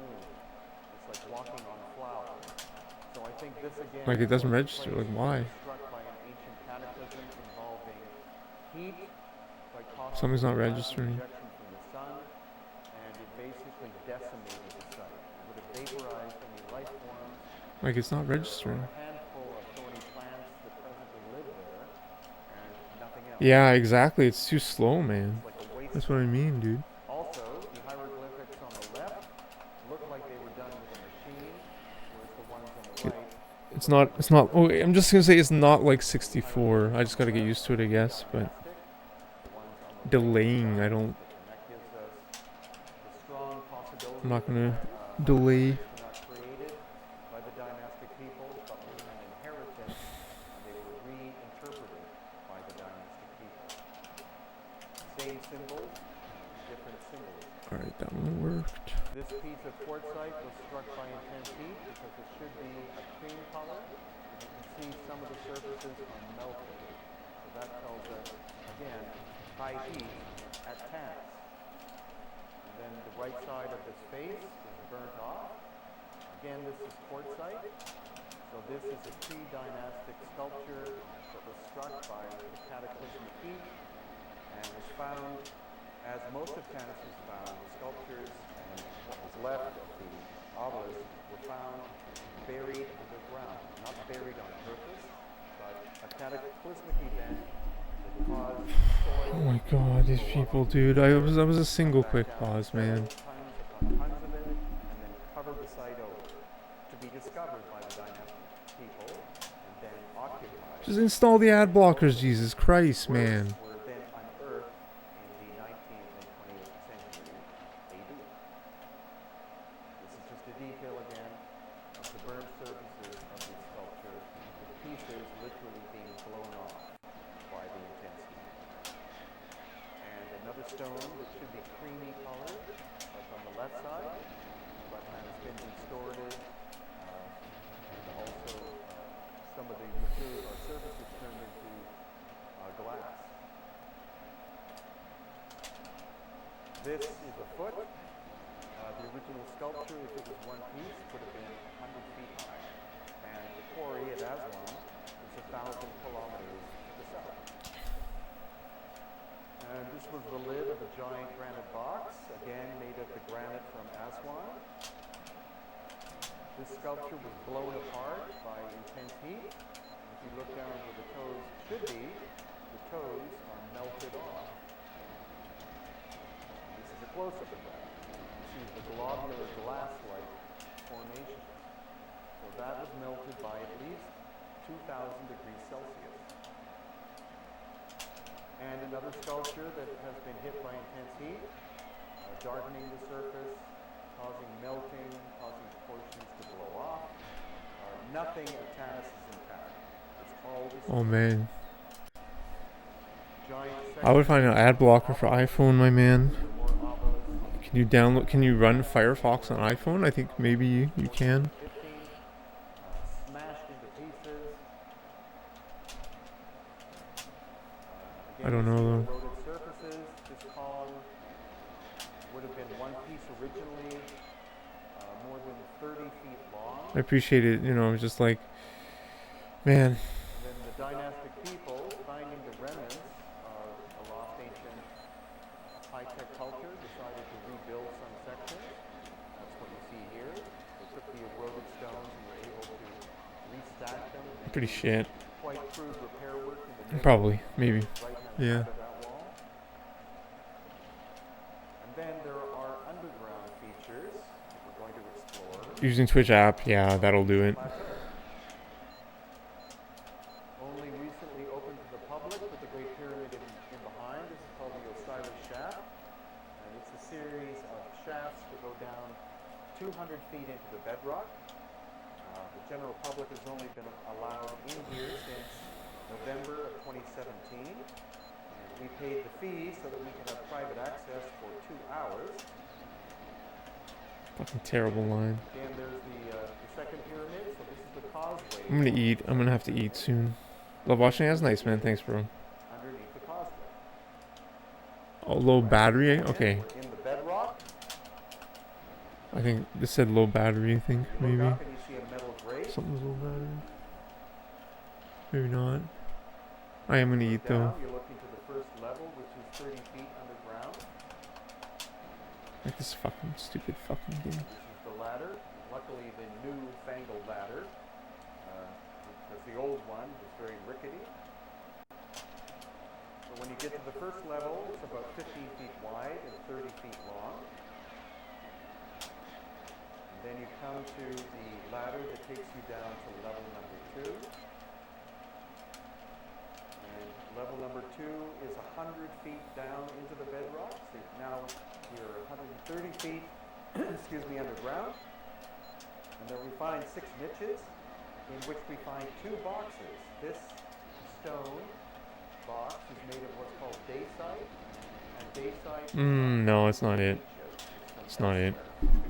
Likely, maybe Turkey or somewhere else, but not in Egypt. So it's moved a huge distance. And the interior is filled, surface filled, of this odd black goo, organic-like material. I don't know what it was. But it looks like it literally exploded from the inside. But there was an internal explosion that blew the lid off to the side. And even more so, Dang, but it's pretty tight, man. It's fucking tight. and you can see the massive crack on the side. Well, I think this suffered from some kind of internal explosion. So the theory is that this was not originally a sarcophagus, but it was an energy device of some kind that overloaded. No, fuck this system. That had an internal explosion. So the final level is another 60 feet underground. And there you can see a pool of water. And in that, there Yusuf Alian standing on a giant stone box weighing, in his estimation, 60 to 80 Oh, come pounds. on. So when we go back the next time, we're going to measure the dimensions of the box and then measure the dimensions of the shaft and see how much clearance there would have been in order to be able to lower this down 30 feet, then 100 feet, and then 60 feet.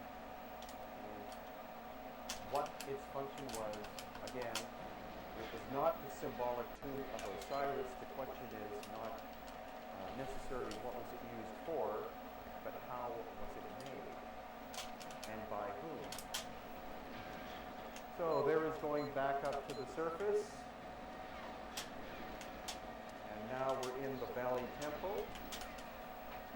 I really hate this level, man. The Sphinx on the Gyges Plateau, giant slabs of granite from Aswan.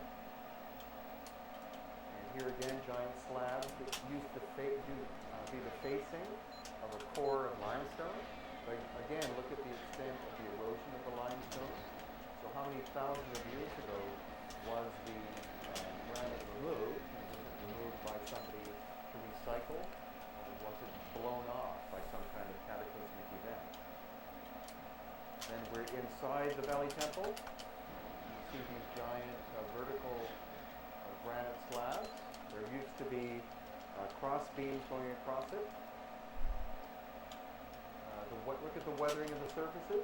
This actually looks like water weathering. And so that means that this temple may have, in ancient times, had water in it, but the question is, where would the water have come from? But we will get into that when we look at the Sphinx. So now we're approaching the Sphinx with the second pyramid in the background. Notice that I call them the first pyramid, second pyramid, and third pyramid, because I think they had nothing to do with Khufu, Khafre, and Menkaure. They named themselves, or they named the structures after themselves, but there is no way, shape, or form that they made them. So we have this intriguing thing in front of the Sphinx. Come on, man. Like, In that direction, that is the bedrock, but then in between the feet of the Sphinx, you have blocks of stone. And then on the other side, the bedrock. So what that indicates is that these blocks were set into place, and there's a chamber underneath the paws of the Sphinx, according to what Edgar Casey believed. And then when you look at it's that not it. rectangular It's not it. there, that is a rectangular platform that can be taken out at any time. So it's believed that they have found the chamber under the Sphinx. There's at least one chamber discovered actually by Robert Schoch using ground-penetrating radar. But then they did the excavation late at night, and they built this walkway to hide the fact that they have found the chamber, Thanks, man. so-called Thanks, buddy. records, under the front paws of the Sphinx. Thanks, buddy. And it has been repaired over the course of thousands upon thousands of years. It's likely that Khufu and Khafre began repairs on the Sphinx, that it is much older, and that is proven by this vertical weathering, which only could have been done with precipitation. And the amount of precipitation it would have taken to do this only existed in Egypt at least 10,000 years ago. So that makes the construction of the Sphinx at a minimum 4,000 years older, even 5,000 years older than the dynastic people.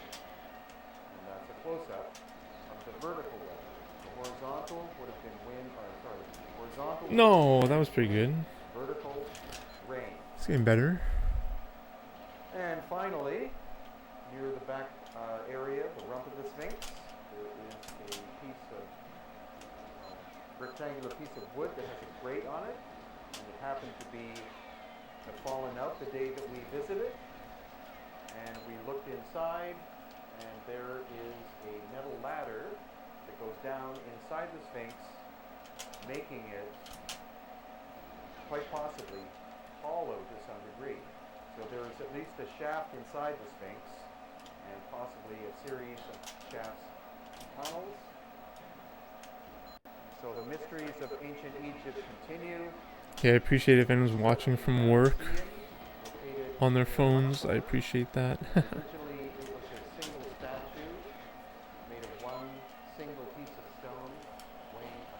Yeah.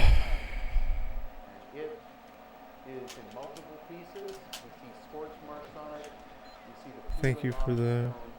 So this knowledge. likely as well was a victim of an ancient cataclysm that struck the area, wiped out the first high-tech culture, and then the area was left abandoned until the dynastic Egyptian people arrived some 6 or maybe even 7,000 years later.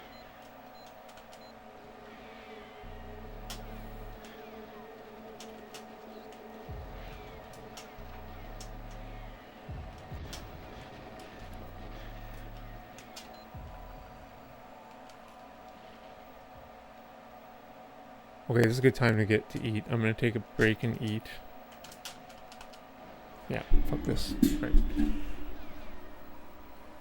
I'm going to take a break. This guy's always in the way. Yeah, really.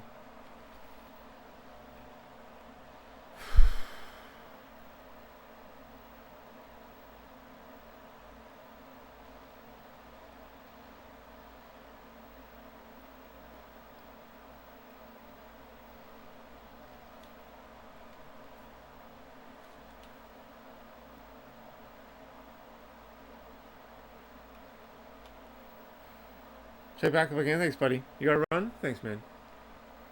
Thanks, buddy.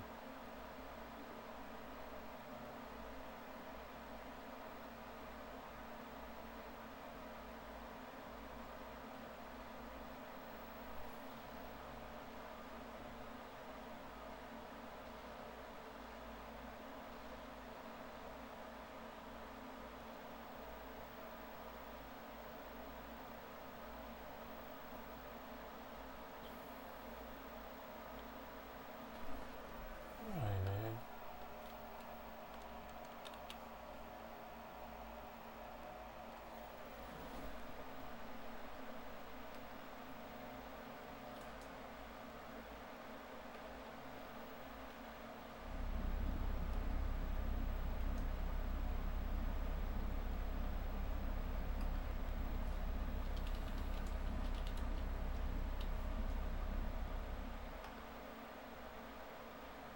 We're in the little town of Tapalpa. It's about 2.5 hours drive outside of Guadalajara, I think to the west. So you can see this is a classic colonial town. And we actually found a megalithic box inside the hotel we're staying, which I'm going to film again later, with two conspicuous drill holes. Alright, I'll be back in a bit. Thank you. The box is made out of basalt, so it's very hard. This is just a cute little town that happens to be reasonably close to Guadalajara, so we come stay here. Hotel de Records. And we're going to, now we're going to go see some huge stone outcrops, which is one of the attractions. This is a tourist town mainly for adventure stuff, like zip lines and stuff. But he showed me pictures of these huge stone outcrops, so we're going to see and film them. Brought the quadcopter, of course, and see if they're simply natural formations or if there are mysterious aspects to them.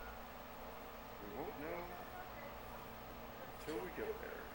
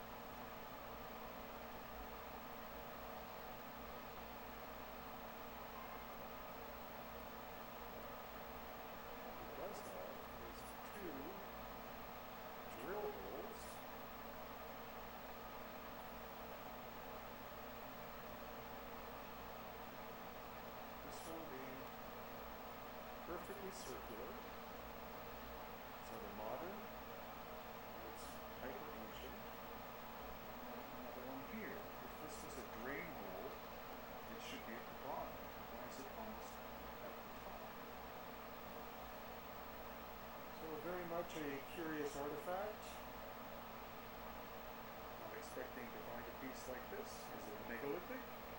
Possibly. Is it colonial Spanish? Highly unlikely. The drill holes have been added. The drill holes been added in modern times. Highly unlikely. So just a curious artifact in this little town in the mountains outside of Guadalajara.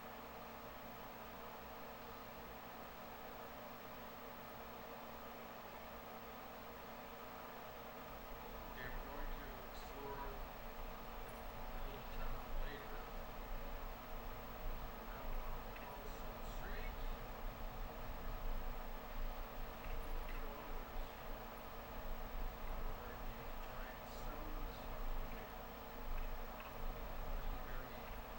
Relatively very close. I bet we're going to drive for hours to get there, but it's actually quite close.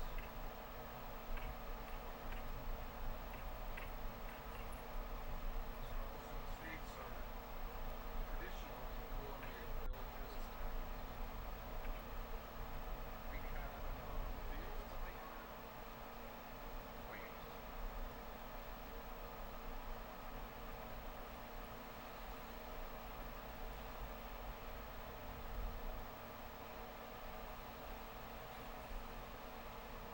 So along the way, here's some ruins of an abandoned paper mill, or maybe a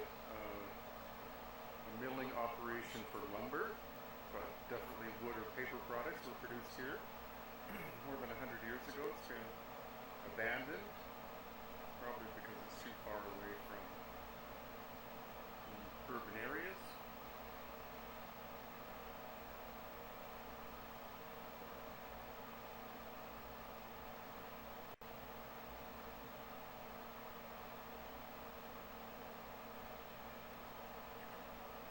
Here's the main structure.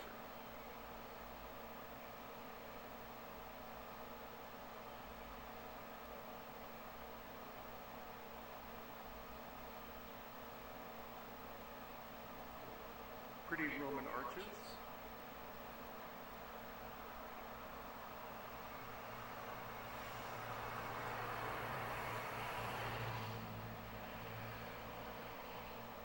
So these are the giant stones. Unfortunate for us, the place is open, so we can actually go inside and have a look at them up close and personal.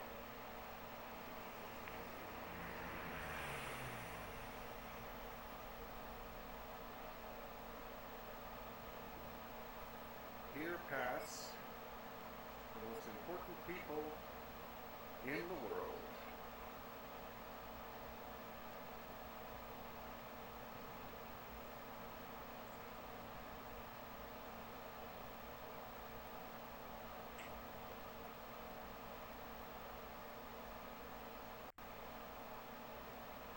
Is that one with the suspension bridge?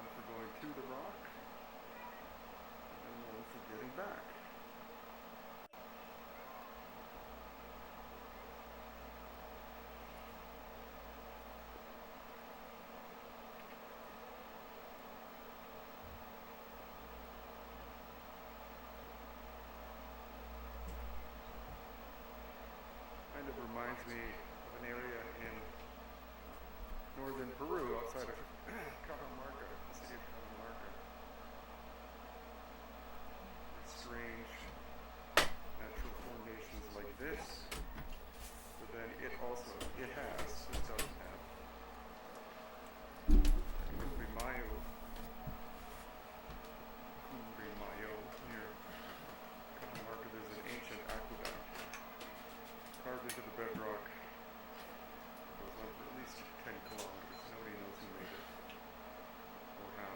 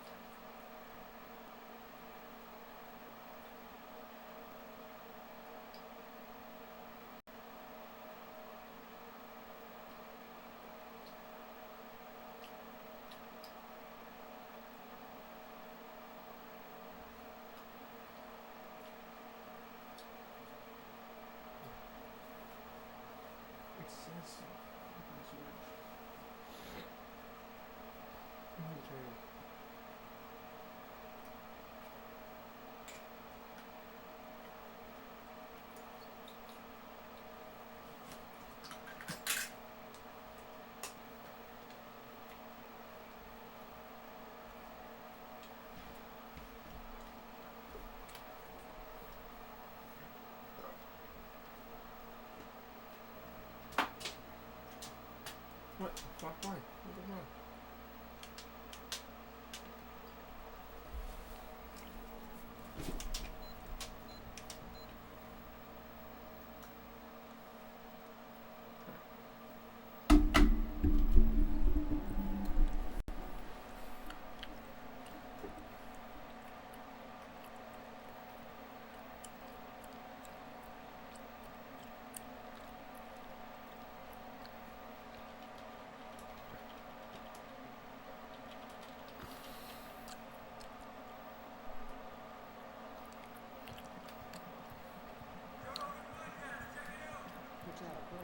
Experience.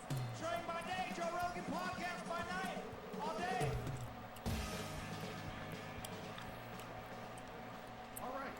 Well, this took a lot of time to organize, but I'm very excited and I'm happy you're both here. Thank you. Flint, please introduce yourself, tell everybody what you do. Yeah, hi, my name is Clint and I'm an archaeologist. I've done archaeology my whole life. My dad is an archaeologist and I'm just very passionate about sharing archaeology and what we do. I find in general that people don't really understand what modern archaeology is about. And so I'm going to try to get that across while here, that's my goal. Fantastic. Take that microphone and try to keep it about a fifth from your face.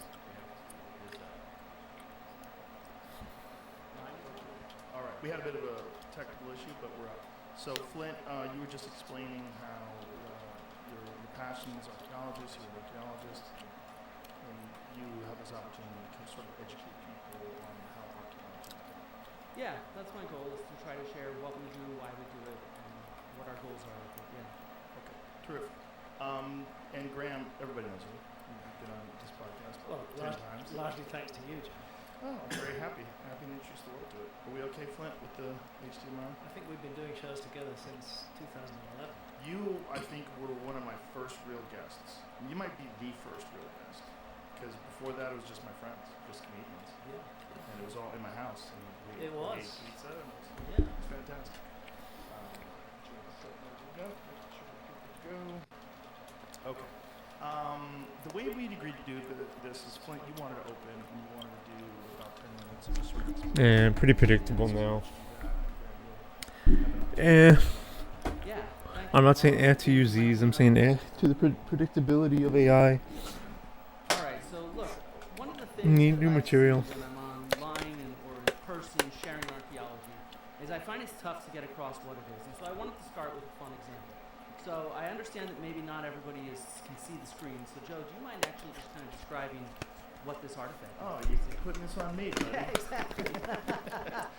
Well, this says Athenian red figure from 470 BC, and it is two people having sex. It's a man on top of a woman. You see his penis. You see it's yeah, it's very graphic. It is very graphic. So what do you think this shares about what archaeology is? Well, I mean, you're finding artwork and parts of civilization that were left behind and have been around in this case since over 2,000 years. Yeah, and for a long time, scholars thought that a piece like this described sort of life in Athens, and they connected to Athenian texts, sort of like Plato describing people having sex even, right? And on the other hand, however, every single piece of Athenian artwork with graphic sex like this, couples actually fucking with penises and stuff like that, ends up in Italy. It's part of an Athenian pornographic export market. And Kathleen Lynch and Sean Lewis and others have published on this. And so the real point is that what we're looking at is the painters are designing something for consumers in Italy, and particularly in Etruria.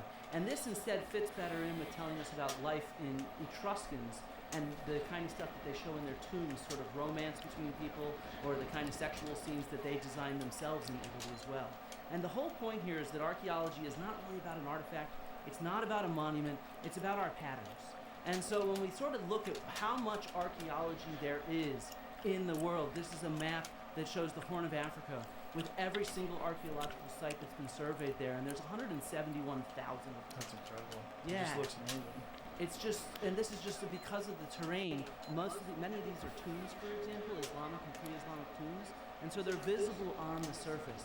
And so in many ways, when we think about archaeology today in the 21st century, we're thinking about big data sets and trying to analyze them statistically and understand the kind of patterns they put together.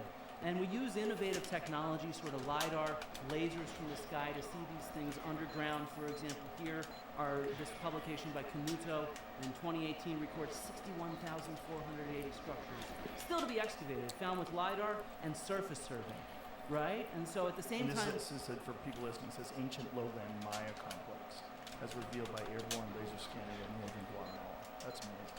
Yeah, and so I mean we have this huge data set, and with it we get high resolution. For example, the bottom image in red, it shows looters' trenches, because while there's a lot of archaeology, because people have been everywhere, it's very fragile, and it's at risk, and that's something I also want to take some time to get across a bit while I'm here. And my own research is very much big data oriented too. I've studied nearly 1 million animal bones and teeth and horn fragments from ancient Greece, like this pile here from the island of Crete, from Azoria. And in particular, I also want to get across the kind of precision we have. Right now, I do what's called isotope analysis. I look at oxygen and carbon isotopes in the teeth of these animals. And by taking multiple samples on different parts of the teeth, you can see the different areas that I've drilled on that tooth on the right? And what that does is it lets me understand the diet of the animal and where it's moving in the landscape seasonally. So in different seasons of the year, I can understand the kind of ways that people are raising animals. We can do this with human remains too. And we can get this high level of resolution and precision that people don't always realize that we have, right? And so in this case, I'm here to try to discuss with Graham and to test his lost civilization hypothesis. He has this, he's written about it in many books, and he's given many talks here and on Netflix, and he's talked about this idea of a lost advanced civilization from the Ice Age, an advanced civilization that's around the globe, right? And in particular, he thinks there was a global cataclysm at that time, and the survivors introduced agriculture, architecture, astronomy, and arts to hunter-gatherers. And so I'm trying to tackle this with an open mind, and I want to tackle this with the perspective of my own experience and my own expertise. And so in that sense, if you think about what Carl Sagan says, extraordinary claims require extraordinary evidence. Graham is in many ways the first person to admit that the evidence he has is fingerprints. It's kind of what he thinks is this technological transmission to hunter-gatherers, but it does not have any direct dated evidence of this civilization. It's, after all, a lost civilization, right? And so what I've been thinking through is, how can my own experience and expertise kind of test this hypothesis in a fair way? That's kind of my goal here while here. And so I'm here doing a lot of research. I'm here to present what I see are two clear disproofs of a lost advanced Ice Age civilization. And I mean, archaeologists were fairly sure this does not exist. We've been looking for this kind of civilization for several hundred years. It's this idea of a pre-flood civilization has been around for several hundred years. And so what I want to do is focus on where my own experience and expertise is. My dad was an Ice Age archaeologist. He studied Neanderthal caves. And so I want to dig into some of the stuff that Whatever, we don't need proof for this, it's fine. I'm not going to use the fucking RNG proof, I'm just too lazy. And so we I have mean, we'll do it, why not? Ice Age evidence. And Graham usually ignores it. And he claims that his civilization... Do you have your notifications on or something? The dongle is doing that? Oops. Okay. Sorry about that. No worries, no worries. And so this So your claim was that Graham ignores this? my claim is that he ignores most of the evidence for hunter-gatherers in the Ice Age, which is... Is that he ignores it, or that he doesn't focus on it as much as he's focused on ancient advanced civilization? I mean, I think that's one and the same. I think if you're going to look at the Ice Age, we need to look at the totality of evidence to understand what's there. And so, for example, he proposes the reason why the Ice Age civilization isn't there is because it's underwater. It's been, we've had 200 feet of sea level rise since the Younger Dryas, and therefore it's not accessible. And so I really want to focus on Ice Age coastlines, evidence from Ice Age coastlines and excavations, underwater evidence from the Ice Age, things like that, these areas where he says that archaeologists don't look, but we are looking, and what we find is the ephemeral traces of hunter-gatherers, rather than some sort of advanced civilization. And so that's one thing I want to show. I want to share this kind of evidence. Some of it's new, some of it's not, but I think it's the kind of thing that it has a direct bearing on looking for such an Ice Age civilization. When you're studying these coastal areas where these Ice Age people lived, and you're studying these underwater, what would you call them? Are they cities? Are they towns? Are they villages? No, these are. So in this case, this is a really brand new find from like a month ago. It's actually a hunting wall off the coast of Germany. So it's where they had their camp. Yeah, or maybe just where they drove game along to hunt them. But most of what's underwater are lithic scatters of stone tools. Stuff like this. What do you have there? I have a series of different stone tools. Come on. Show them off a little later. But Let me yeah. touch one there. Yeah, sure. How old is it? These are all modern replicas. Oh, Made by archaeologists. Some of them made by my dad, and some of them have been made I thought by... you could hook us up with some real stuff. Sorry, no, I can't bring real stuff. I have a real arrow. I have. It's from here. I do have an ancient corn cob right here. From that's about not nearly 1,200 as years ago from the Southern Methodist University Archaeology Collection. I'll explain why this is here in a bit. But My question for you, though, was how much of the ground do you think is actually messed up? When you're looking at these ancient Ice Age Neanderthal populations, or were they Homo sapiens as well? These are Homo sapiens. This is from, right at the end of the Ice Age. So this is modern humans, yeah. So when you're finding remnants of ancient hunter-gatherers, how much of the ground do you think you studied? We've definitely not studied most of the ground. Right. But as I'll show, we've studied a lot, and we actually put together predictive models on how to find this stuff. And so it's really expensive to go diving, right? And so how many dives do you think have been done? Like how many times? thousands. Yeah. Oh yeah. And lots of different sites have been found from all over the world. And specifically, it was done to try to locate these. To try to locate Stone Ancient Age, civilizations. Ice Age stuff. Yeah. Okay. And then my second thing I'd like to focus on is food. I am an archaeologist who studies ancient food. I'm an environmental archaeologist. I've studied millions of animal bones from the past. I've helped collect thousands and thousands of seeds like these. And it's something that people don't realize we can get. We've developed sampling methods, and we now at this point have millions of archaeobotanical remains, so seeds, from ancient civilizations and ancient societies all over the world. And I want to sort of show you how we understand domestication as a process. And we can see where it happened in real time, in real space, the sort of evolution from a wild plant to a domestic plant, because that counters Graham's idea that the civilization introduced agriculture. It was not an introduction. It's something that happened in a real space. And we'll track how we can see humans taking control of the reproductive life cycle of these plants. Is what I want to show Can I you. pause it for a second? Yeah. Is that in a particular region? Like right now on Earth, there are people that are living in essentially a Stone Age manner, right? I wouldn't call it a Stone Age man. Well, okay, no. let's say people in uncontacted indigenous tribes in the Amazon. I mean, they essentially are living with animal skins and bows and arrows, and they're living very similar to the way people lived 10,000 years ago. I think there's plenty of people living today in their traditional Yeah. lifestyles. Yeah. Right, but then there's also people that live in Tokyo. Of course. Right? So the world is huge. So if you find evidence of agriculture that dates back to a specific period where you can see the wild plants and you see this transition into domesticated plants, is it possible that we're dealing with a region? And I think part of the theory about the Younger Dryas impact theory was that although it probably devastated the entire human race, it didn't impact all the places the same way. Just like right now, if a volcano goes off in Iceland, we don't even notice it. Come on. Right? But over there, it's devastating. Yes, but in this case, what I'm thinking about is, unlike, I know you guys have mentioned at times you can't radiocarbon date stone. We can date these seeds. So we can date that transition from domestic to And from what wild are the to oldest domestic. seeds that you found? Oh, the oldest seeds we have go back tens of thousands of years. The oldest domesticated crops we have go back about 11,000 years. And where are those from? From Syria, Turkey, Fertile Crescent area, yeah. Is it possible that there was domestication before that in other parts of the world? I'm going to show you why that's not possible. Yeah, that's kind of my goal there. Yeah, because it's not even a disproof of an advanced civilization. It's a disproof of agriculture. There's a lot of reasons why there was no agriculture, and so I want to get into the weeds on that. Let's say. Yeah. Okay. So just to kind of go off, I also want to explain. More penises. I know, man. Flint, what are you doing to us here? Hey, you got to get the audience somehow. These are right? penis pipes? Is that a pipe? Yeah, they are. That's yes. a rough- not pipe. It's a rough lamp. bowl. Sorry. Oh, Yeah. a lamp. Yeah. Okay. But so archaeology. Those are cool. I think archaeology should be open. But of course, in the 20th century, the mores and certain Italian museums, like here in Naples, they kept this stuff hidden. So did they hide this because of the graphic nature of it? Yeah, but it's now open. For the last 20 years, Wow. if you go to the museum in Naples, they have what's called the Gabinetto Segreto, and it has all the erotic art from Pompeii and Herculaneum and things like that. And archaeologists, look, we're underfunded, we're not perfect, but our goal, most of us, is to publish everything open data.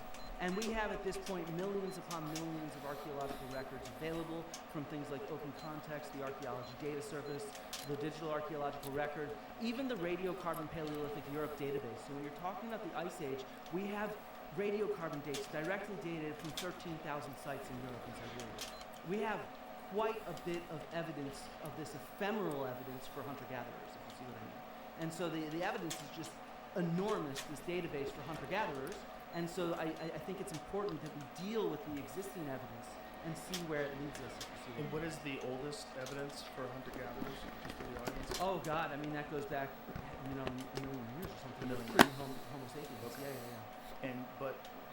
But in terms of what we would consider Stone Age man or early Homo sapien, what is like the earliest buildings that we know of? What's the earliest tools that we know of? What do we have? The earliest tools we know of are many hundreds of thousands of years, right? Before modern. Similar to the civilization. ones you just showed us? Yeah, well, they're bigger. They're probably, this isn't quite it either. This is a Middle Paleolithic style building, yeah. But the earliest stone tools are quite large, many of them. But as time goes on, they become smaller and smaller because humans become more efficient at using this raw material, right? Because there's only a few different kinds of stones that you can map. It's what's called a conchoidal fracture. I'll pass some of these around at some point before we show and tell. And and I'll show you how we can tell the difference between kind of a man-made stone tool versus just a piece of shaft. I actually just watched the documentary or YouTube video, I should say, and it was really Oh fascinating my watching god. Yeah, exactly. That was do it fast. with like pieces of leather on their leg. And then Oh no. it's very interesting. You even have Yo, some what's up, others Darts in on our there. hearts? What up? How are you? Yeah, it's pretty cool. Yeah. Okay, so continue. So That you was were a fast saying run. that we have a very clear chain. Essentially, you're saying there's a clear chain between what we know of in terms of like hunter-gatherers and then more modern civilizations. That's Yo, what up, No, I Rob? don't Thanks, see bro. it as a linear line. I actually duped it. have That's like the second dupe. But That's the second one I got. At what point in time? But dude, that was a fast one because I think that was a what we can say is we YOLO can understand door. start pinpointing the starts of domestication and things like that. Yeah, I guess But you I saw. think that The what d- this like I got data boosted effectively to the door and then shows I is didn't there get is boosted no out, linear you know? trajectory for human culture. It's actually very heterogeneous what happens. It's different in different areas of the world, and therefore we need to understand the local context. Yeah, it's a big kappa. And That's a big really kappa. what it's picturing. I mean, in many ways, like I think Maybe with Graham double is pause, so maybe with double fun quick and pause I interesting can. TV, but I think it misrepresents what we think of as the birth of civilization. We don't really write. I don't know, I can't get it though. I can't get it, man. Different in different places. Even the very term civilization. I have to push is pause something like that 5 everybody times has or a different something. definition for. So we almost never use it. I never use the 1, term 2, 3, 4, 5. civilization while teaching a language, for example. It's a term that you can use to mean anything.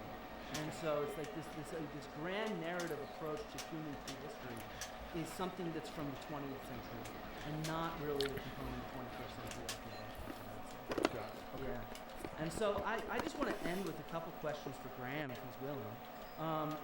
At different times, he's 1, 2, 3, 4, 5. civilization that he's looking for from 12,000 years ago. It was advanced to say our own civilization in the late 18th or early 19th century. And so, you know, as an archaeologist, we study technology. Oh no, I we fucked it study up. the material That was it. remains of the past. And so Oh wow, insane. You see that door?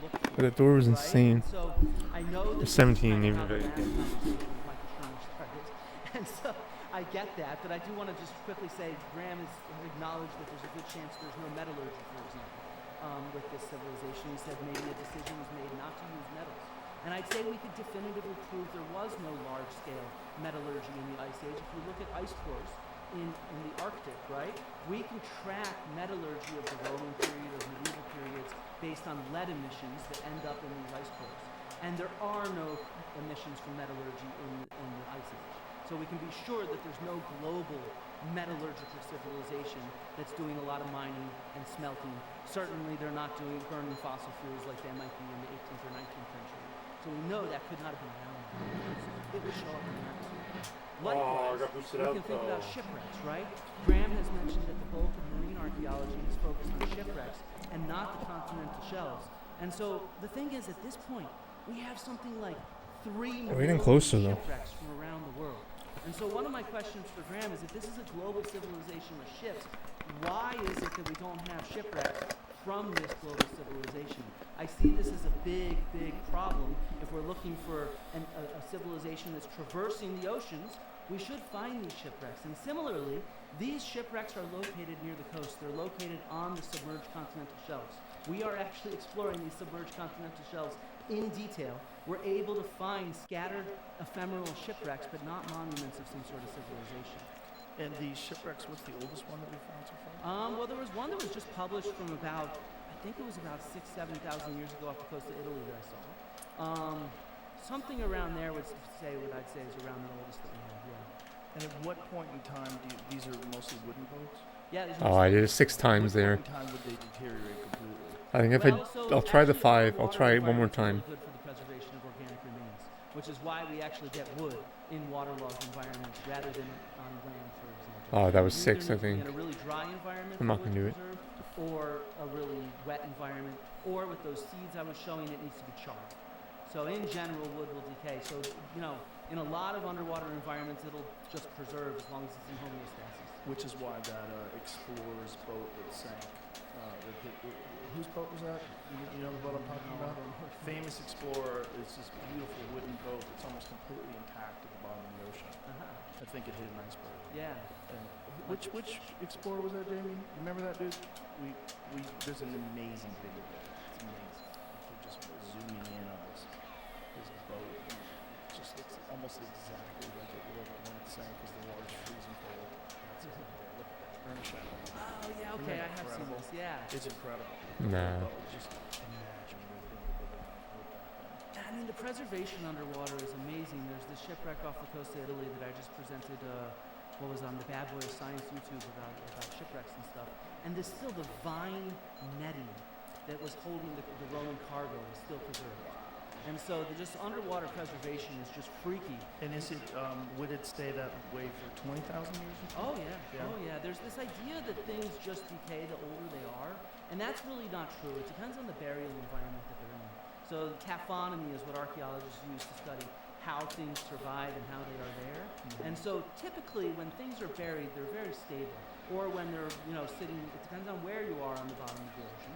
But typically it's very, very stable. In fact, the worst place to be is the Ah, I missed it. So when sea level rise is very slow and an area is stuck in that tidal zone, things will get battered. But if things are deeply deposited quickly or sea level rise is very quick, that actually helps preserve stuff. And so that's how we can still find these kind of shipwrecks and ice age sites and other sort of sediments underwater. Now, what about the shifting of sediment at the bottom of the ocean when you're dealing with things Ah, like scam. 20,000 years ago, 30,000 years ago? Yeah, so that actually, I was just talking with Jessica Cook Hale out of Bradford about this, and actually, so she's done some studies off the coast of Florida of sort of hurricanes that are coming in today, because she's excavating Stone Age shell mounds there, and it turns out actually that the hurricanes coming in today really don't disturb them much. Yeah, she's published on that. So obviously, it's So going it's to mostly surface. yeah, it's going to depend on the Oh, specific no boost? environment. Really? What? So certain environments, it's not going to preserve. Others, it will. Yeah, it's variable. That's the reality of it. Was there any other questions for Ray? Those are Wait a two. second. I think you have I four. just wanted to end by saying, look, archaeologists, what we find is what we publish, right? We are not trying to keep stuff hidden. If I found Atlantis, I would publish Atlantis. Klaus Schmidt found Göbekli Tepe. He published Göbekli Tepe. And so I think that that's really important. We want to change and rewrite history. That's how we make a name for ourselves. Every article I have published and most of my colleagues have published is something that is adding and changing our picture. We're not locked in on a specific narrative. What we're trying If I had a better door, maybe. If I had a boost, for each maybe. other, God for our damn it. colleagues and for people all around the world, to sort of give a sense of, human culture and the diversity of But it, it's not that the tight, resilience of man. it, and how It's we not that, survived like, this it seems long pretty so close. that we can learn from it. Okay, great. Flint, first of all, Could be wrong, thank though. you for joining me.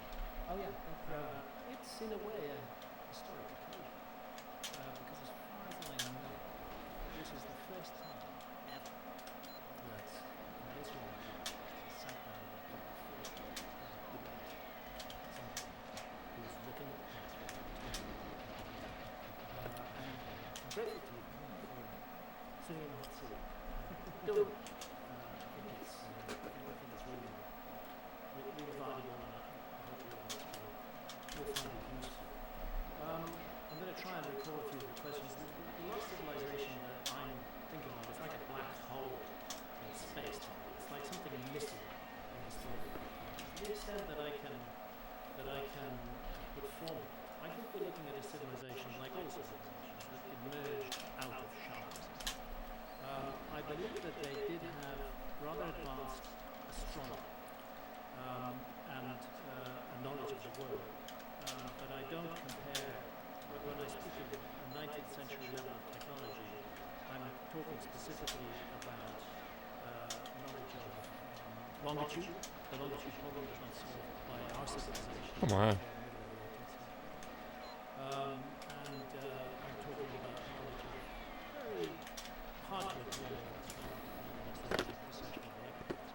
That knowledge is normally attributed to the ancient Greeks. But I think there's compelling evidence that it's much earlier. I'm not quite sure where to start with my first presentation. You're telling us that archaeology is very keen on new ideas and wants to really explore what has to. That's my perspective. Yes. That's your perspective. Let's have a look at Clovis first. Now, tell me what your view on the Clovis first thesis is. Well, when I was an undergraduate student, I was taught that there were people here before Clovis, and that was over 20 years ago.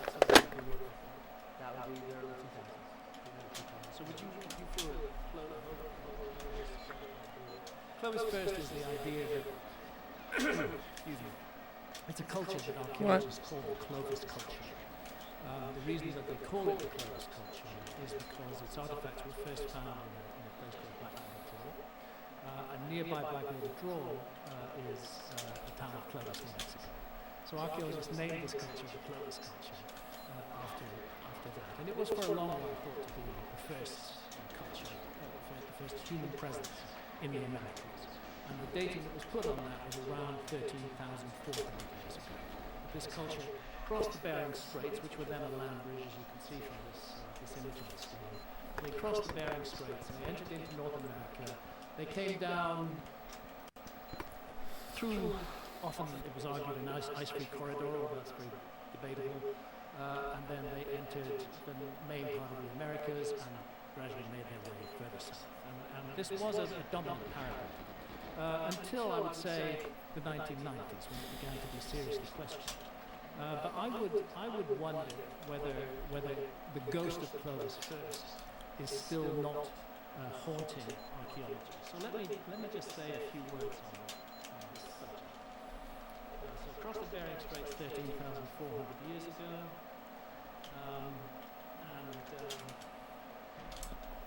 there's a single common origin, supposedly that was the idea with Clovis first. There have been recent genetic discoveries showing a very close relationship between Australasians and certain peoples of the Amazon rainforest. We talked about this before on the show, and I can go into that in more detail later. Huge amount come on, man. From South America has a bearing on this subject. This is the typical tool set that the Clovis people were thought to have used. Despite the fact that you're telling us that Clovis first has been debunked since the 1990s, really, and you were taught that it was debunked in the 2000s, you can find New Scientist publishing on this in 2013, questioning the Clovis first model. And those who did question the Clovis first model, I do love your picture of this free and open and generous archaeology, but actually archaeologists can be very, very mean to other archaeologists who disagree with them. And the example of this is Gyges, who investigated Bluefish Caves in the Yukon and found evidence I gotta do a human 5. beings there more than 20,000 years ago.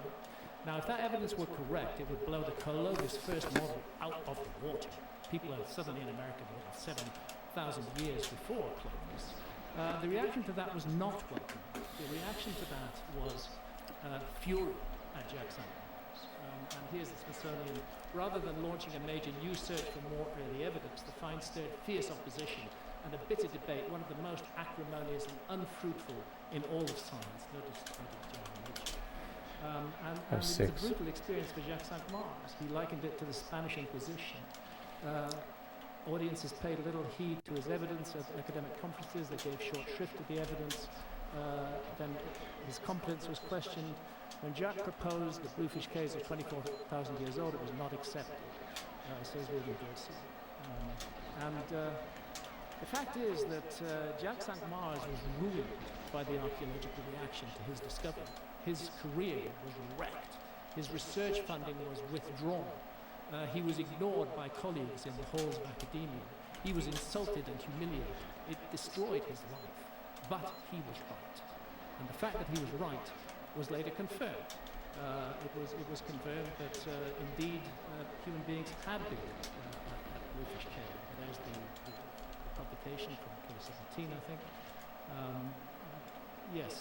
January 2017, confirming that all along Gyges had been right, and that the ruining and destruction of his reputation for saying something that other archaeologists disagreed with had been wholly unnecessary. And again, the Smithsonian, the study raises serious questions about the effect of why? decades-long debate. Like, why? See how dumb that was? That was really dumb. Marginalized dissenting voices on Why? this key issue. And if so, what was the impact on North American archaeology? Did the intense criticism of pre-Clovis sites produce a chilling effect, stifling new ideas and hobbling the search for early sites? So here's Clovis debunked, and you're telling me that it was debunked in the 90s, Flint, but here's Clovis being debunked again in 2007, National Geographic. Here's Clovis being debunked in 2012. I mean, for a theory that was debunked in the 1990s, it's weird to see it still being debunked in 2012. It's like there's something still there to debunk, isn't there? Wikipedia entry. Recently, the scientific consensus has changed to acknowledge the presence of pre-Clovis cultures in America, ending the Clovis first consensus. This was a piece from the 15th of April 2023. My God, here's the big think, April 2022. Clovis apparently still needs to be debunked. It's like a zombie. It keeps on haunting archaeology, and people keep on having to debunk it. And I'd like to just mention Tom Dillahay. Tom Dillahay excavated the site of Monteverde in Chile, and he found evidence that human beings had been there 14,000, maybe as much as 18,000 years ago, in the deep south of South America. And again, the archaeology that Flint would like us to believe exists would have welcomed that find, but no, that find was not welcomed. That find was massively attacked, particularly by American archaeologists, we now know. Yo, Robbie. That Tom Dillahay has been vindicated, and that he was absolutely correct all along, that human beings were family and my friends and my staff. Only say this, we have worked hard. We've left it all, as the athletes would say, we've left it all in the field. We don't have to come and say, we'll never say in a month when we're sitting in Florida, we're not going to be looking at each other and saying, you know, if we only worked a little bit harder, you can't work harder. I will always fight for you. I will be watching, I will be listening, and I will tell you that the future of this country has never been better. Yo, Robbie, what up, bro? Let's play this clip from Tom Ads, did you miss the Trump? Did you miss the Trump speech? Yo, Trump, dude. I got some beef with Trump, man. How dare he say that it's up to the state to define a person's body autonomy? What is he even doing? He has to change his stance. He has to. It's insane. He's not for freedom. He's not a freedom guy.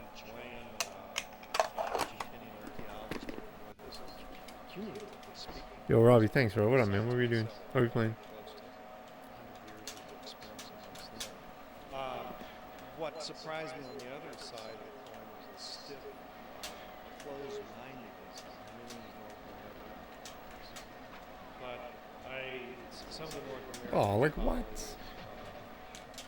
were very difficult to deal with, right? At times presented a very unhealthy atmosphere, cutting us off before we presented very meetings, not talking with us about it, refusing to debate, this sort of thing.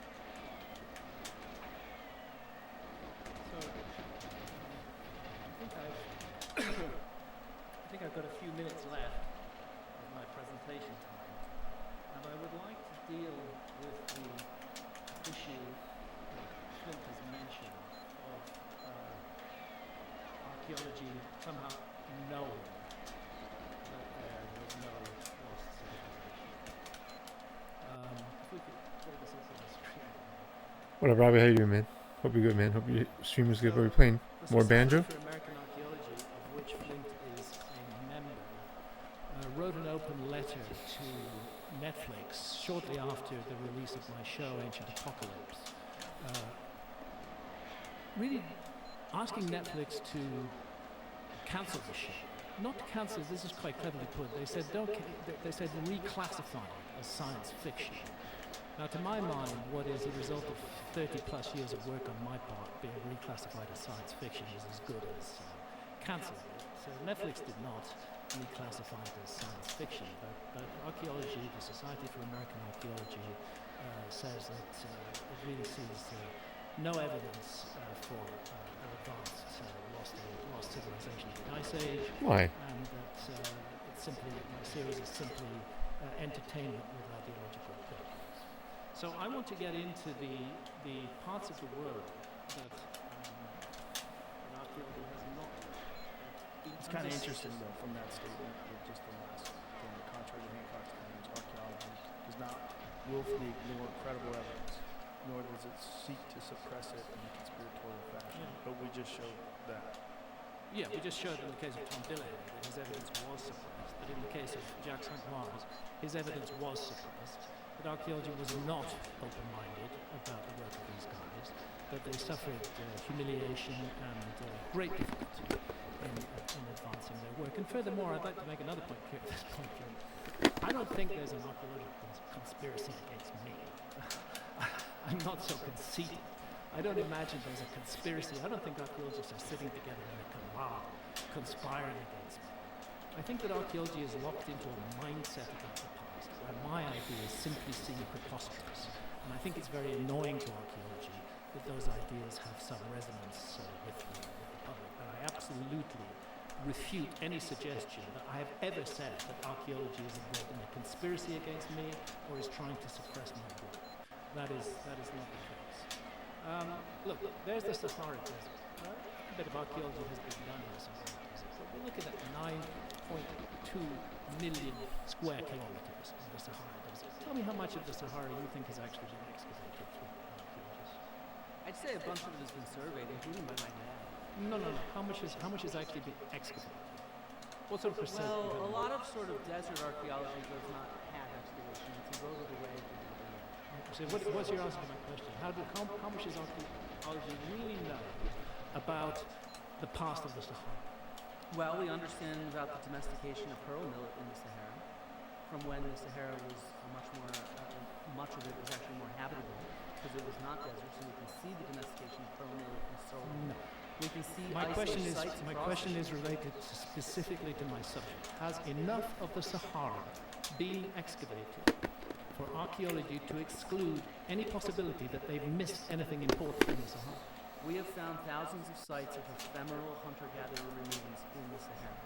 You're still not answering my question. How much of the Sahara has archaeology actually looked at? I have no idea, but quite a bit more.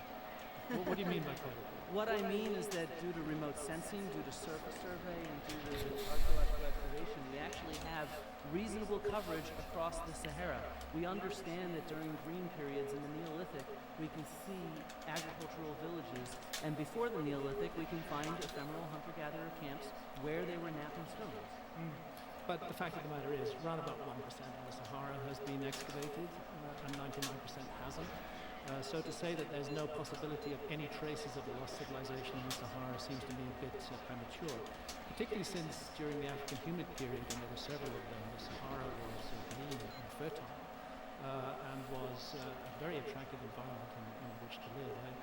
I might come on to the ancient maps issue, but there's an ancient map up there which shows a green and fertile Sahara, and oddly it coincides very much with a radar survey of the Sahara done in 2015, showing river channels in exactly the places shown in that ancient map. I think the Sahara is a fascinating, underserved area by archaeology. And the plain fact of the matter is it's very expensive to work there, it's very difficult to work there, and archaeology has done very little work in the Sahara. Not no work, but very little. Not enough to write off the possibility that evidence might be found in the future. You know, you're basing this on our technology now. Let's look 200 years in the future. Look how much archaeology has progressed in the last 50 years. 200 years in the future, the technologies might be so much more advanced. There's so much stuff that has simply not been looked at. And the Sahara is one of those underserved areas, as far as I'm concerned. So is the Amazon. 6.7 million square kilometers, about 5.5 still covered by rainforest. It's bigger than that. Well, here's another from Nature. 95% of the Amazon has simply not been investigated at all, and those bits that have been investigated are minuscule by comparison. Yet, where investigation is taking place in the Amazon, astonishing finds are being made. And these are in the Brazilian state of Acre, and geoglyphs have been found there. And I've recently been with, not all archaeologists are as opposed to my work as you and your colleagues think. But I've been with Marty Parsonen. Oh, what a boost. Let's go. Leading archaeologist studying the Amazon. Come on.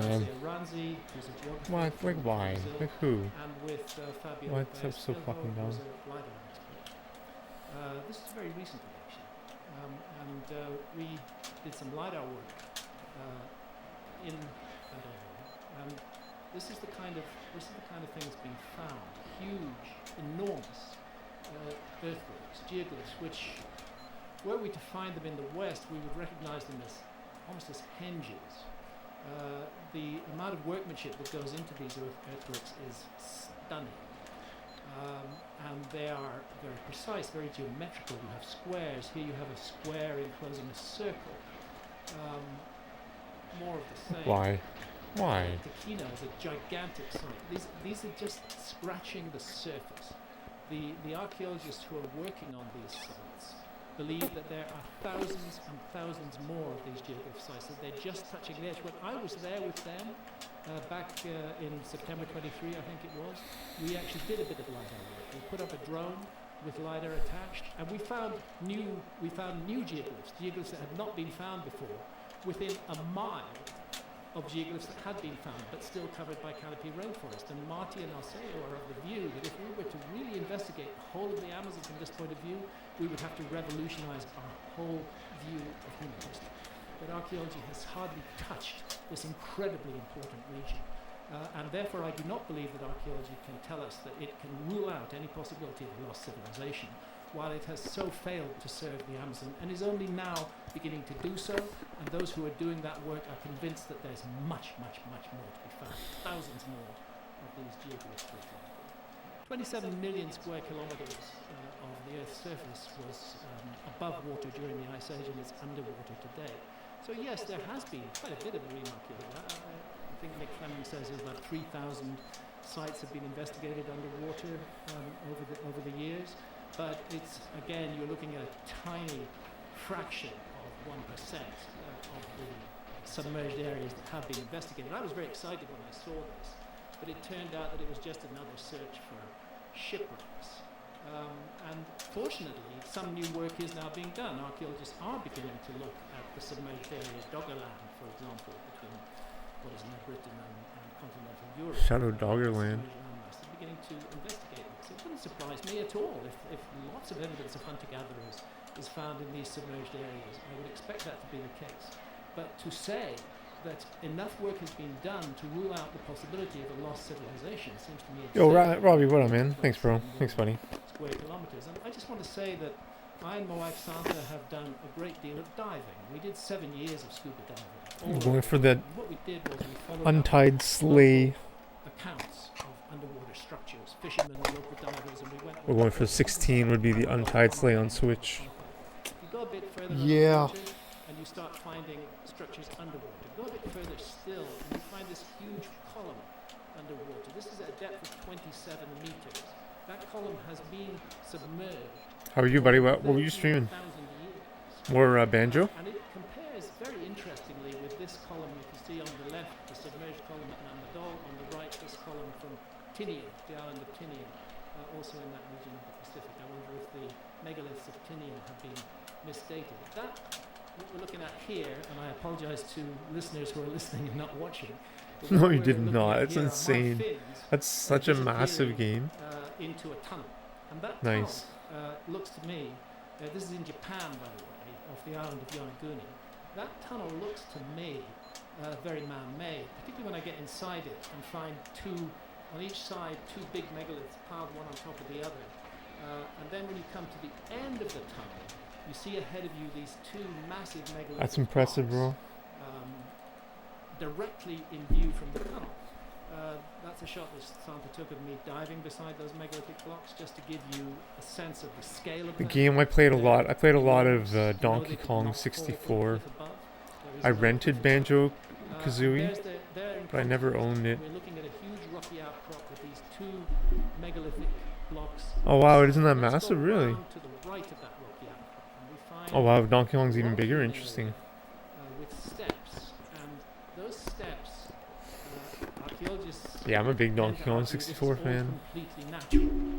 I have done Great more game. than 200 dives at Yonaguni. Santa and I like we Tui started- too, or we are not Kazooie. dilettantes. We are in this out of conviction. We're in this out of passion for our But I subject. like DK We've done better, more I than think. 200 dives at Yonaguni. I've been hands-on I don't know, with it's this less structure, psychedelic. and all the other structures Less around Alice in it, and Wonderland. I'm absolutely confident that we're looking at a rock-hewn structure, a natural rock face that was cut and shaped by human beings.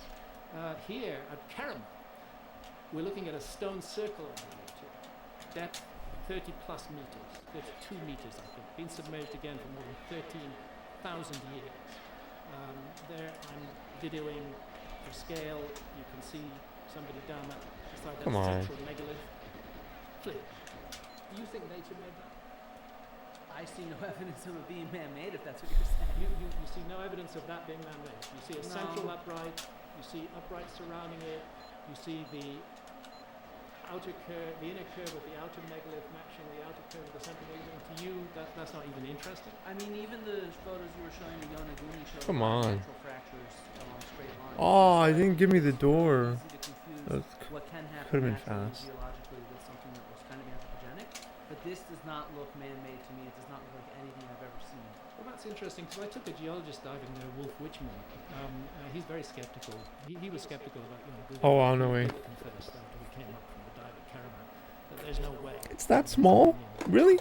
Dude, I remember like renting it and playing it for like a week and still not beating it, not even getting close. Again, something I went diving there. That's a local diver called Steve Shear. He's showing us this rock wall. We can get in close to it. We can see a pediment in front of it. And if you get It's up difficult, close, you too. can see that it is actually made of individual blocks put together. Like the Let's go to tasks are India, hard. Southeast coast of India. My wife Santha was born in Malaysia, but she's of Tamil, South Indian origin. So we had a great advantage in South India in talking to local fishermen and divers because Santha speaks the Tamil language fluently. And we had asked them, are there any structures underwater off here? And they said, you bet there are. There's a whole city underwater. We've complained to the government about it because we keep catching our nets on it. And fishermen have to go down and sometimes they die trying to free the nets. We'd like the whole thing cleared away. So we said, would you take us out there and show us? And it took some time to put it together. This was an expedition with the Scientific Exploration Society in Britain that I put together. As you can see, it's a really low-tech expedition. But when we got out there... Oh, what a scam. Such a Some scam. of these are natural blocks. It's a very blurry picture, Graham. Tell me they're natural blocks. Tell me... I cannot tell for sure from with these photos. Okay, there I'm putting my diving knife between two blocks.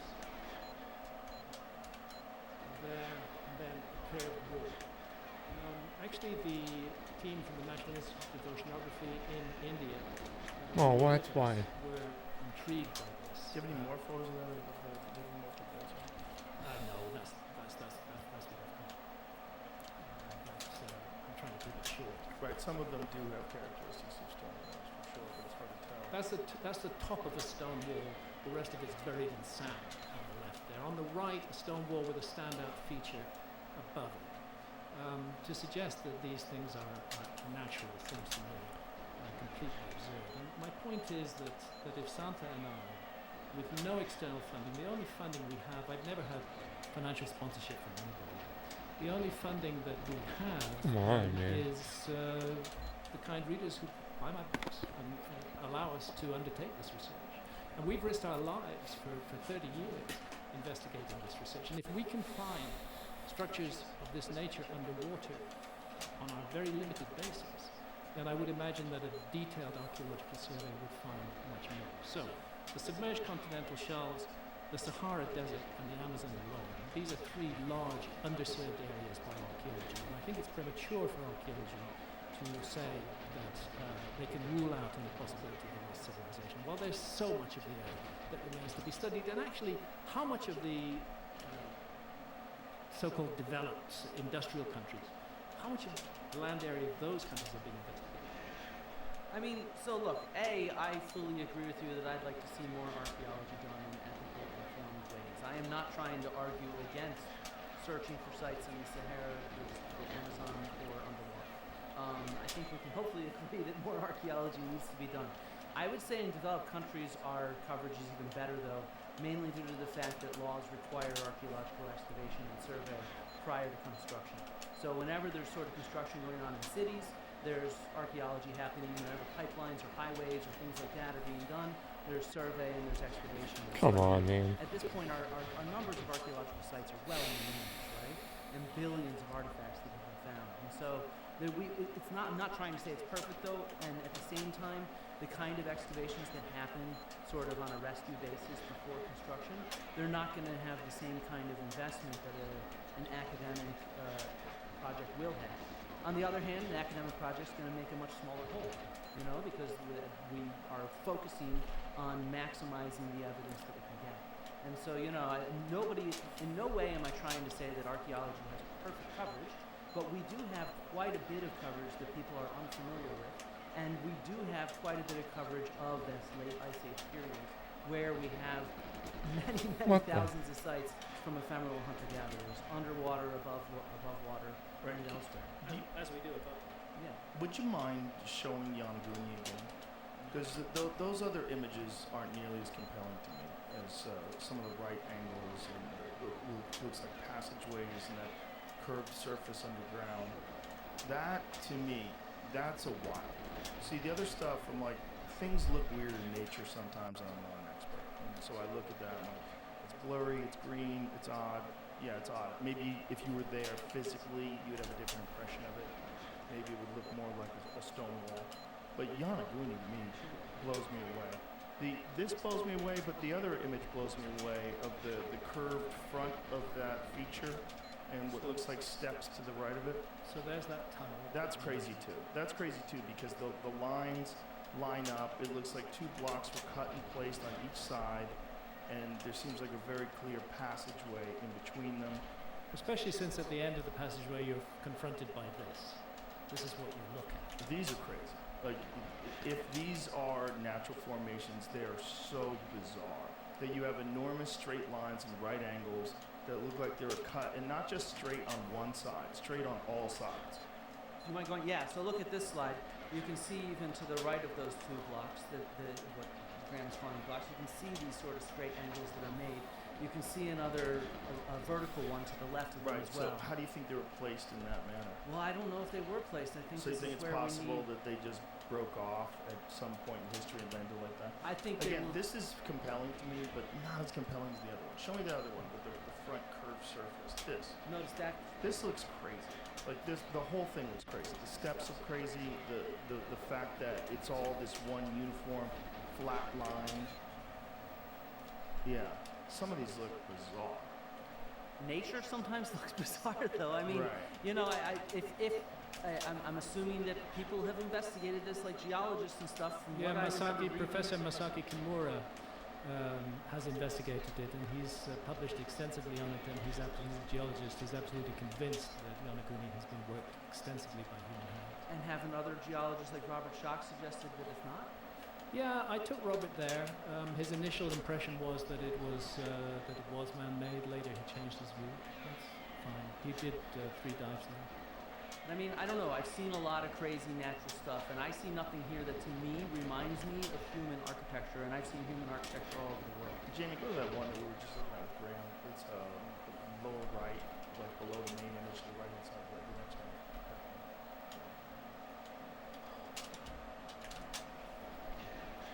It's certainly crazy. I'll give you that.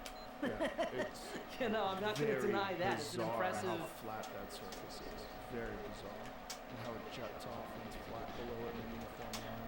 The curved surface in the front of it is very bizarre too. The other image that you had, Graham. But stone oftentimes fractures in straight ways. Right. You know, that's how it fractures naturally. Yeah, I get it. I get it. It's just the appearance of those stones stacked in a uniform manner in that tunnel. All these things, that this exists somewhere else. It's very similar.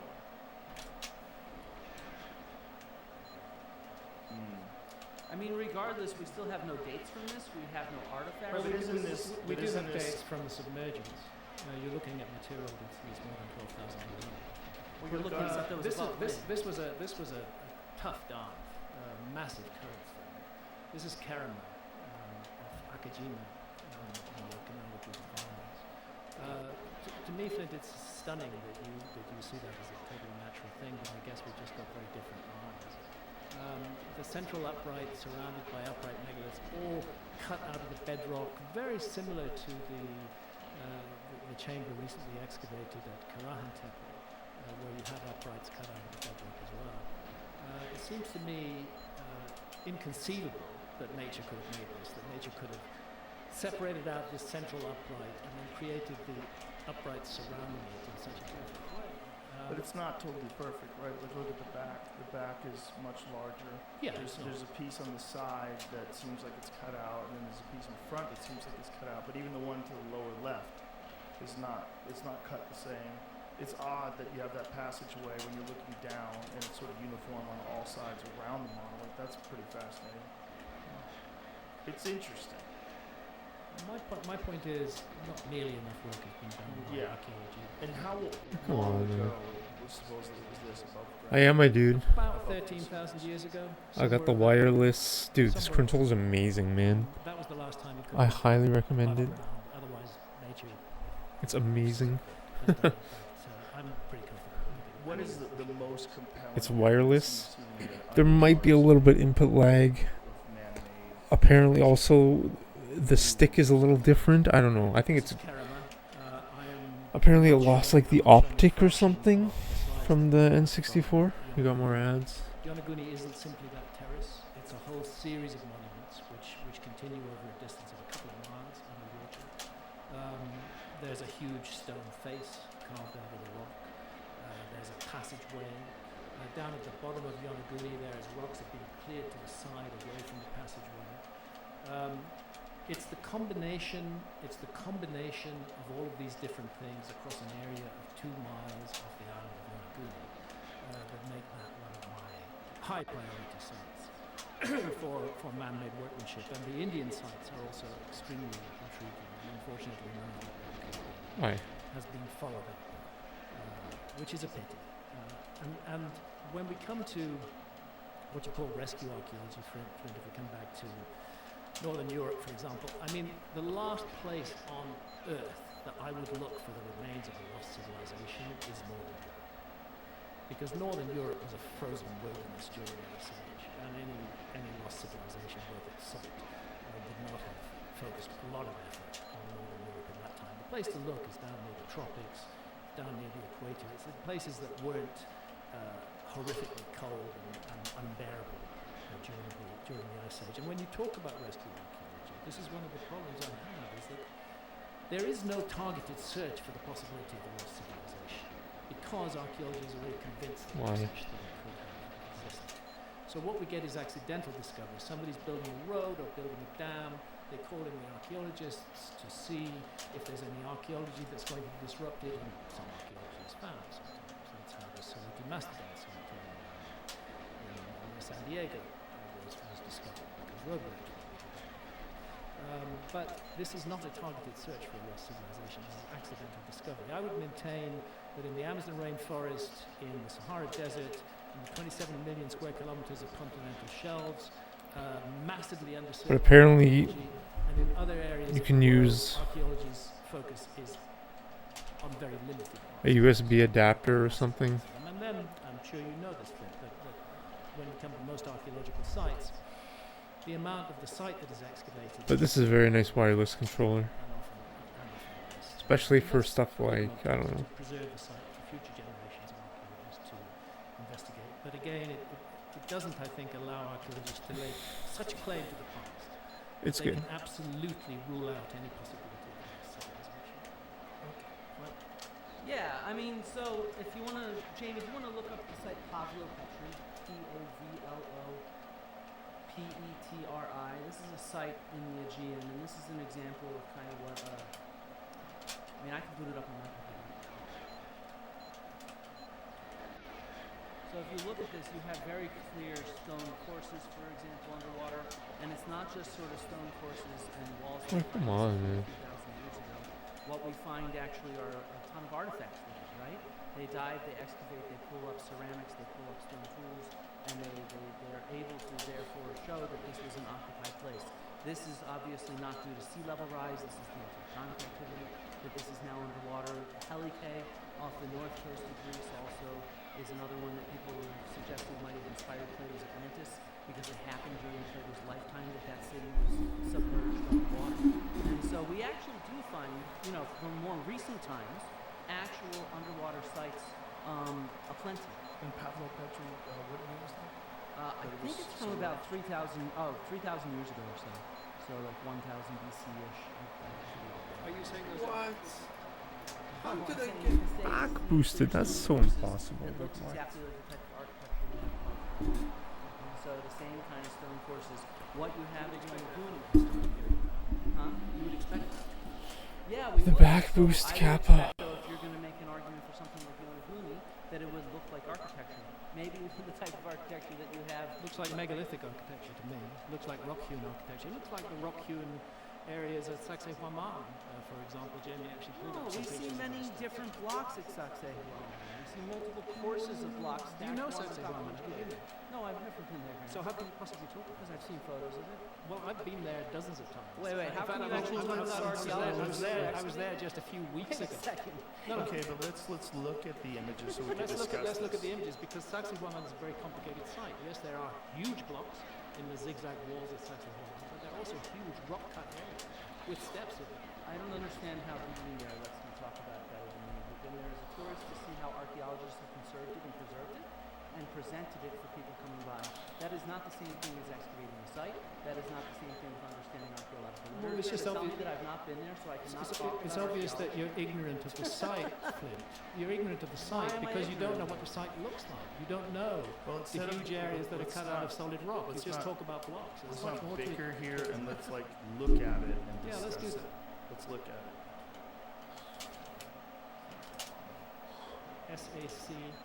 Sacyhuaman.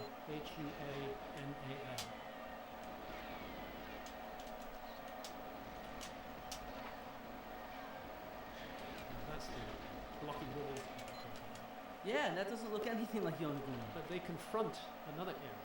You were showing us some pictures of it earlier, Jamie. A whole rock-hewn hillside. None of that looks like Yonaguni. This looks like actual architecture. Yeah, it is. Yeah, I agree. But this is not the picture that I was looking to see. Do you want to find it, Graham, and put it up through HDMI? Because Jamie I mean, obviously. I know what he was asking for, but You I had it up a stumbled few across- minutes I ago. stumbled across it, but it wasn't there.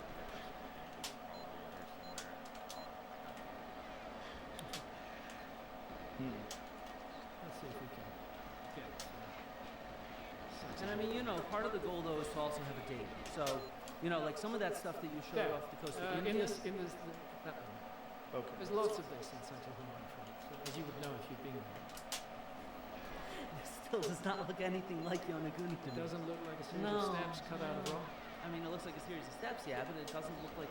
It actually looks like a room there, even, is what I see on the left, for example. To me, it looks similar, but not similar in that whole room area on the left-hand side. I don't think anybody could look at that and ever argue that wasn't made by humans. I think that's so clear. Whereas if you look at, go back. But I also Back don't to know the if images. this is Saxe-Huaman. Yes, it is. This is on Ford, right? Let's go look and see what it's a photo by something. It is, So it is. it is okay. Okay. Your wife. So the difference to me is there's some instances in between the steps where you look at that flat surface and the uniform line across the flat surface, that does look somewhat Yonaguni. Some of the stuff on the right looks much more refined than what you see. How in did I Yonaguni. start? That also could be attributed to the underwater erosion, right? In thousands and thousands of years. Whereas how old is Saxe-Huaman supposed to be? It's terrible. Well, Pedro Cieza de Leon mentioned it was only built 100 years before he was there. The difference between, in my mind, Saxe-Huaman shows all those other things that are so clearly architecture, so clearly stone blocks fitted and piled onto each other.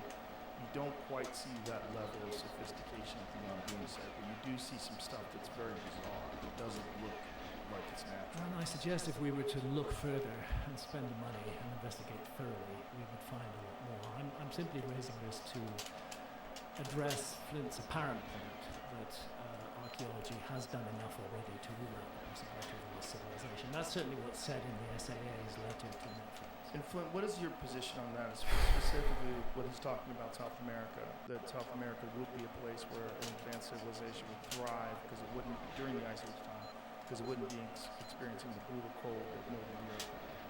No, but I still think we'd want to find some sort of evidence of things like agriculture, right? And so we can look at the development of agriculture in South America and in Mesoamerica. I have slides on that. And we can see that we can see the transition from wild to domestic in real space and time. In which areas, though? So in Mesoamerica, we can see it with Teosinte. Further south in the northern part of South America, we can see it with a variety of different crops. And these are all areas that are outside of the rainforest? No, some of them are at the edges of the rainforest too. The edges. And so, I mean, look, we've done a lot of work in the rainforest with LiDAR in particular, and that's been dated based on excavations. Stefan Rostain just published in 2024 a series of LiDAR structures that were all connected with one another alongside major roads, and based on excavations of several of them, it dates to about 2,500 years ago. And so this is the key thing, is we want to understand clear dates for stuff. And that is the key thing. We have plentiful evidence. Do you mind if I show you some of our Ice Age evidence that we have? Come on. Did I shut my Look computer? at this fucking game. Should I unplug it then?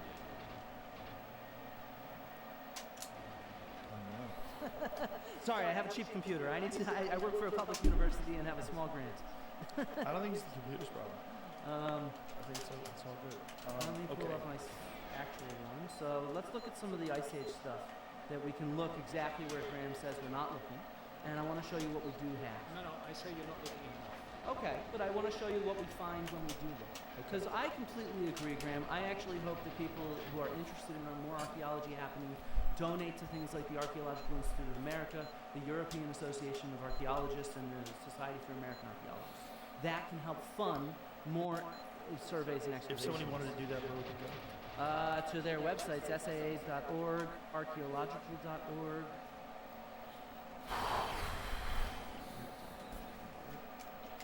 Can I give you guys the links to put on the YouTube and stuff like that?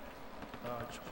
Yeah, so archaeological.org for the Archaeological Institute of America, and I'll give you guys the links for that so that you can show that. Sure. Um, I just wanted to get it out there while it's still in people's minds. Yeah, look it up, Archaeological Institute of America, Society for American Archaeology, and European Association for Archaeologists. Okay. They are great institutions that support stuff. I just want to dedicate this quick thing to my dad. He was an Ice Age archaeologist. He innovated how to do mapping and how to look at stone tools, and please blame him for any of my mistakes, any of his colleagues that are listening. So I want to talk about one of his surveys that he actually did in the upper deserts of Egypt, above Abydos. Abydos is famous because that's where the pre-dynastic dynasty came from in Egypt. But up in the upper areas, him with Devilshevsky and Shannon McFerrin, they went and they surveyed 2,100 different places where, based on sort of the geology of the areas, they thought there was a decent chance that people might have been there in the past because of it being not a desert environment, but more of a savanna, more green. And because of erosion, there might be stuff visible, right? So they targeted these areas and they found, nearly 200 different sites, all dating to the Ice Age, dense scatters, some of them dense, not all of them are dense, like this one on the right, of lithics, of stone tools that showed people working in place, and they mapped them out in the desert. They have 36,000 different artifacts that they found in this survey. And in many places, they could actually refit these back together so they could understand that people were doing this right here in this spot. And so, one of the great things about Desert Survey is because of all the wind erosion, we actually should have exposed more architecture, more artifacts, and because it's so dry, things like organic material preserves sometimes. Come on, like where do you even And so come we from? actually have this picture of stuff that's different than, say, in a more temperate zone. But if we start looking at underwater sites, I talked with Dr. Jessica Cook-Hale, who's now at the University of Bradford, who has done underwater dives and found Ice Age sites off the coast of Florida. So this is in the Gulf of Mexico. Jamie, I have to give this to you.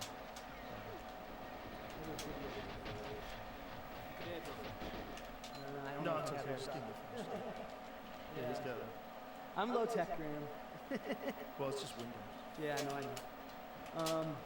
Isn't that a part of a big lawsuit right now?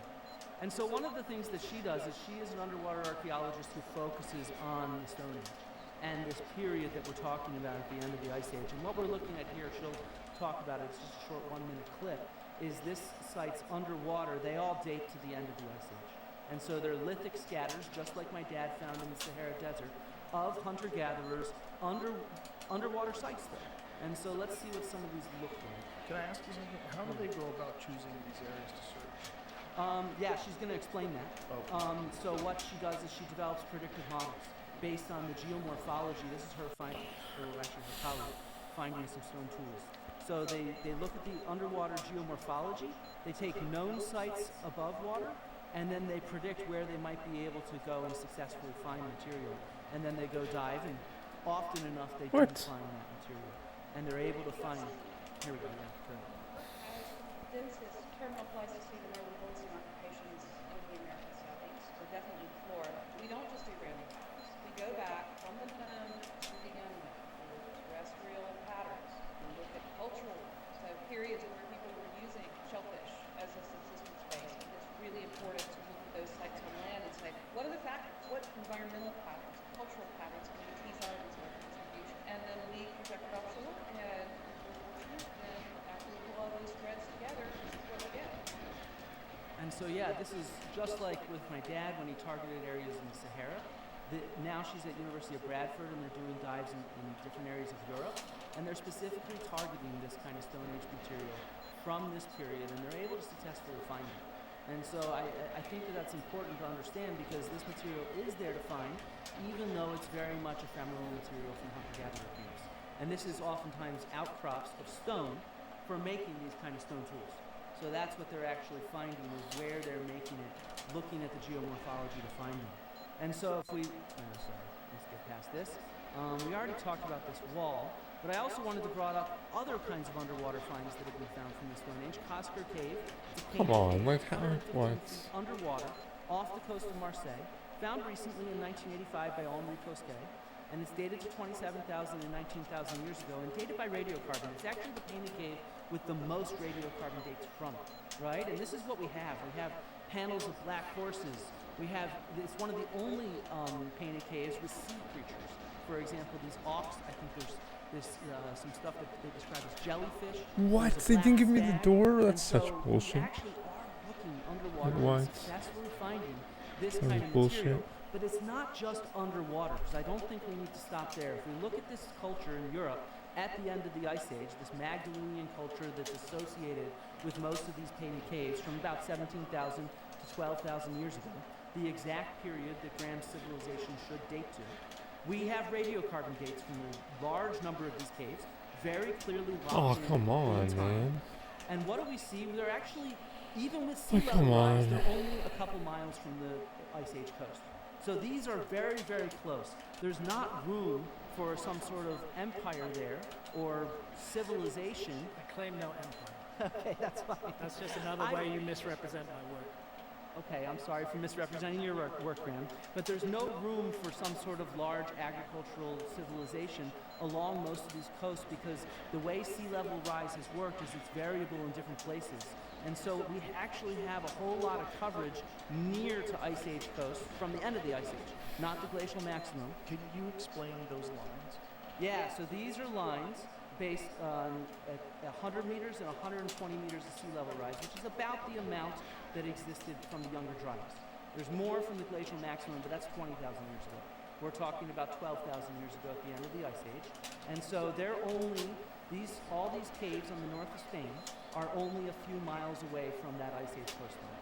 So just, short walking distance. Right, so anything that had been submerged would have to be within those boundaries. Yeah, exactly. And there's only a few miles there. It's not like a huge, untapped landscape to look at, if you see what I mean. Not in Biscay. Not in the Bay of Biscay, not in many places. But take the Cinder Shelf, for example. Okay. Enormous amount of submerged material there.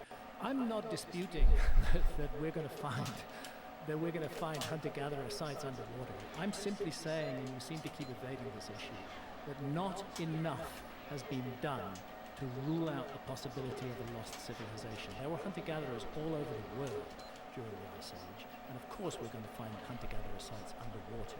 But to say that we've done enough underwater archaeology to rule out the possibility that something very surprising might be found underwater, to me is actually dishonest. There's just not enough being done.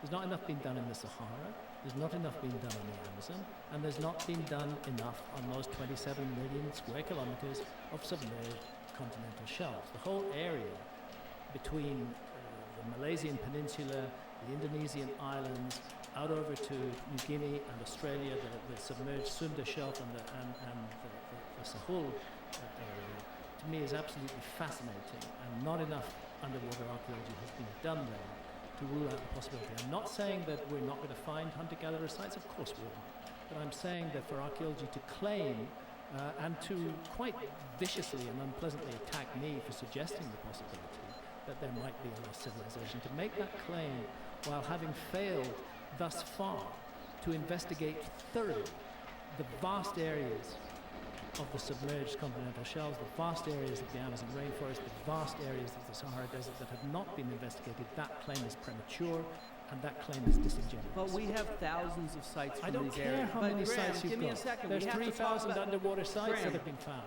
Graham, working with archaeology is working from the known and what we actually have towards the unknown. And when you say that we're not investigating these areas, I'm showing you that we have.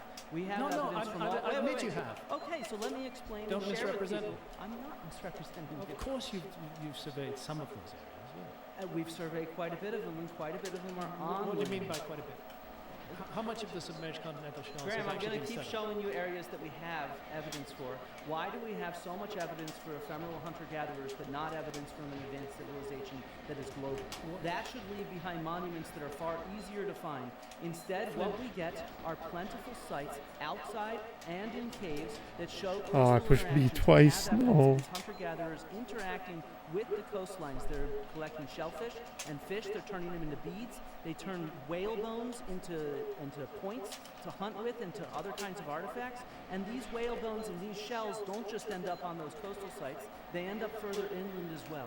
So we can see all over the world this kind of coastal interaction. And it's not just areas like that. So for example, sea level rise is not even everywhere. Just off the southern coast of Crete, I've been here. Dr. Tom Strasser has showed me around the site. Very thankfully, I'm very much in debt to him. This is an area where the African tectonic plate is moving under the European tectonic plate, and so the land is rising faster than the sea level has risen. And so Tom specifically targeted for survey. He found dozens of sites, and then he Like I think I'm grinding too much there at the end. I'm trying to get a good angle for the door. From wave action, you know, before the Ice Age, and then with tectonic uplift, it raised up many, many, many meters above the current sea level. And what did he find? He found a Stone Age hunter-gatherer camp. He excavated it, he found obsidian, he found other kinds of lithic tools, he found animal bones, and he dated it to right at the end of the Ice Age, right? None of that's surprising to me. Okay, Just but we address can my find key this point. stuff so easily. How much of the submerged continental shelves have actually been investigated by archaeology? Is It doesn't more or less- matter. It does matter. No, it doesn't. 27 million square kilometers, the size of Europe and China added together, and you've investigated less than 5% of it. That doesn't matter. The fact that we found thousands of these hunter-gatherer sites does not matter. It does matter. Well, Of course, both- you're going to hold find on, them. both That's what I expect to find in the world. Both things can be true. Both can be true. Or we can go to North America where we have 12,000 different sites, I think it is, with Clovis points, and we can see where these coastlines are. On the eastern seaboard, yes, there's a large amount of submerged continental shelf, including the area in Florida where we saw Jessica Cook Hale dive and found sites. If you look at the western seaboard, on the other hand, there is not nearly as much of a submerged continental shelf. And what's really interesting about the western seaboard is not only have we been exploring it for 40 plus years, and we have multiple sites dating to this period at the end of the Ice Age, sometimes with wood and cording, other times with stone tools, all of them hunter-gatherers. 1 second, Graham. Sure. And so you mentioned this Clovis first hypothesis, right? It's been decades. You bring up news articles and headlines that say that it's still being debunked. That's not what archaeology is. Our articles ourselves don't say that. Our articles instead present new hypotheses like the Kelp Highway hypothesis, because scholars do not write the headlines for media articles. I cannot help how journalists portray what we do, okay? And so what we're looking at is this new migration pathway, the Kelp Highway hypothesis done by John Erlandson and others. And what we can do is we can specifically target areas that are above water. So what's happening along the Pacific coast, north in Canada, is the glacier is melting, and that causes sea level rise. But the weight of the glacier pushes down the land, so as it melts, there's less weight on the land, and it's called isostatic rebound. So there's a whole chunk of the Pacific coast along Canada, where it's above land right now for us to excavate. And people have been targeting Dang. that out of the I University just of realized Florida. this guy is probably going to be the Duncan next Randall McLaren has Carlson. found He's footprints probably going to change right his there mind on a on lot of what stuff. is an end of the And he's going to be Ice the Age next coast Randall from about Carlson. I'm calling it 15,000 years right now. ago. These are footprints I just in saw it beach when he said sandstone from isostatic 3 rebound. different people from this analysis. And so we can get these ephemeral traces of hunter-gatherers moving into the Americas at this time. Maybe some of them had lived there for a few thousand years. I can see it. And we can target these areas that are above land that were Ice Age coasts using our knowledge of geology. That is what we do. It's not that we're necessarily looking for one thing or another. We're targeting areas that are exposed, that we can understand coastal interactions at this early time.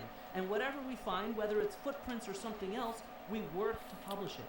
And then we put together clear dates of the stratigraphy in order to get it at high resolution when these people were walking on this coastline, on this beach, if you see what I mean. These 3 different people right here. But how did you feel when Tom Dillahay Tom Dillahay was the excavator. Dillahay. Monteverde. How did you feel when he was describing what was ultimately true, but was being dismissed and he was being shut off and people weren't willing to look at the data? How do you feel as an archaeologist? Oh, I think that's complete. I don't mean that what Graham's saying is bullshit. I think it's complete bullshit for any colleagues of mine that try to shoot down actual evidence.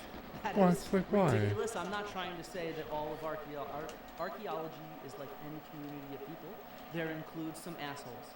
I have worked with some assholes before, right? And so I would say, though, that to represent that as all of archaeology is kind of silly because most archaeologists don't focus on the people of America. Me, I do ancient Greek research. When people arrive in America does not impact the research I do, for example. All my Greek colleagues, people that do Chinese archaeology, people that do archaeology of Australia, none of those people really have a horse in the game for the peopling of Americas. And so if there were a few asshole archaeologists, well, then I condemn them. I think that is a problem. And I think that there are, just like in any community of people, whether it's politicians, entertainers, or in your neighborhood, there's assholes. We should. I can play this for another 20 more minutes. I'm realizing this. I don't know. I think that's a problem. When you were showing us a picture of Florida. Yeah. I don't know. I'm close, but I just don't feel like playing anymore. Let's go back to that. Sure. Apologies for doing that. You're fine. Now we're looking at the Florida Peninsula. Just to the right of that, we're looking at a large island that was above water during the Ice Age. It's in the light shaded green area. The dark shaded bit is the island called Andrews. But what we're looking at is the Bahama Banks that were above water during the Ice Age. So this might be a good opportunity to get into the controversial issue of Bimini, which is one of the many issues that I featured in Ancient Apocalypse and that I've been attacked. Do you mind if I actually finish my PowerPoint first? Or? Oh, go ahead. Yes, Okay, sorry.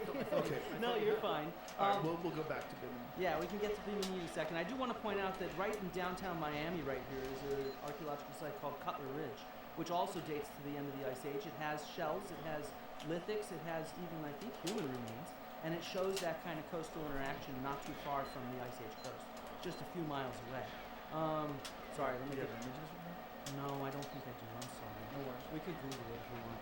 But I do want to just sort of end this little thing by saying that we have coastal Ice Age archaeology from around the world. From Africa, from Asia, from Australia, from the Americas. Everywhere you look, there are Ice Age coastal sites. For example, this set of beads from a burial of a child from La Madeleine. These are marine beads found inland. They were embroidered into the clothes that this child was buried in, right? It's got a 7-year-old little child buried there. And so you get these kind of pictures of the past, of the people that lived in this sort of tough terrain and exploited the coasts all over the world. And so I just want to really emphasize underwater archaeology. We find things, for example, like a seawall off the coast of Israel, trying to combat the coast level rise that is happening in the Stone Age, right? We have lithic artifacts on submerged archaeological sites all over the world from different periods. And so we really are looking for this. No, we're not just finding shipwrecks. And we are finding plentiful Stone Age stuff, hunter-gatherer sites, and it just sort of, it strikes me as unbelievable that we have so many thousands of sites that show coastal interactions at the end of the Ice Age from these hunter-gatherers, but we have no evidence of a lost advanced civilization. That strikes me as, maybe this doesn't disprove it, but it makes it very, very hard to swallow, if you see what I mean, because nobody really understands how much archaeology we have. Wow, insane. These days. It is a study of big data. It's not a study of just going to one site after another. It's about aggregating this to understand how people were living in the past, and sometimes zooming in to get pictures of individual people. Yeah, I think I'm pretty close, honestly. To draw, I have to really repeat myself here. Yeah, I can go back up there. We're looking at less than 5% of the continental shelves that have been studied at all. I'm not surprised that we find hunter-gatherer traces underwater. I'm very glad that we do. I would be very surprised if we didn't. But what I'm saying is that not enough of that 27 million square kilometers has been investigated. Only a tiny fraction has been investigated. And that fraction is not enough to draw the conclusion that we can absolutely say there was no lost civilization. Same goes for the Amazon rainforest. Same goes for the Sahara. But can we say there's no evidence for an advanced civilization in what they have studied? In what they have studied, yes, we can say there's no evidence for an advanced civilization. But that brings us to another issue of what is studied and what is not studied by archaeology, which we can get into, and we will get into. But I would like to go back to Clint's inundation map of Bimini. It's here. We just beneath the compass rose there, you can we highlight that somehow? Yeah, the submerged Bahama Banks, the Grand Bahama Banks, you're on them now. That was a big island above water during the Ice Age, and it actually stayed above water until about 6,900 years ago. So let's just talk, because I know Bimini has been a very controversial issue. I don't know if it's a controversial issue for you, but certainly for a large number of your colleagues. The suggestion that the so-called Bimini Road is a man-made artifact has been mocked and laughed at a great deal. I'm not sure if mocked is right, but I've definitely heard it's a geological sand beach. It's the beach sand. Can we see it? Are you familiar with the general work that's been done at Bimini? I am not a geologist, so I'll go with no. Okay, but I've heard from other geologists that it is definitely not man-made. Okay. Well, can I put my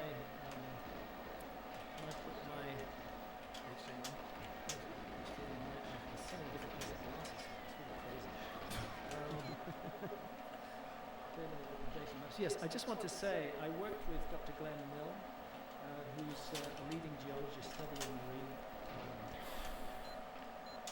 archaeology. This is the Piri Reis map, and change my glasses. Yeah, I'll tell you all about this pitch. So it's this map that I'm interested in. It's this large island, and the possibility that that large island was depicted on as it looked during the last ice age, that it is the submerged Bahama Banks, and that running up the middle of it is a depiction of the so-called Bimini Road. Now, I'm showing, as it looks today, top left, where the Bimini Islands are, and the island of Andros.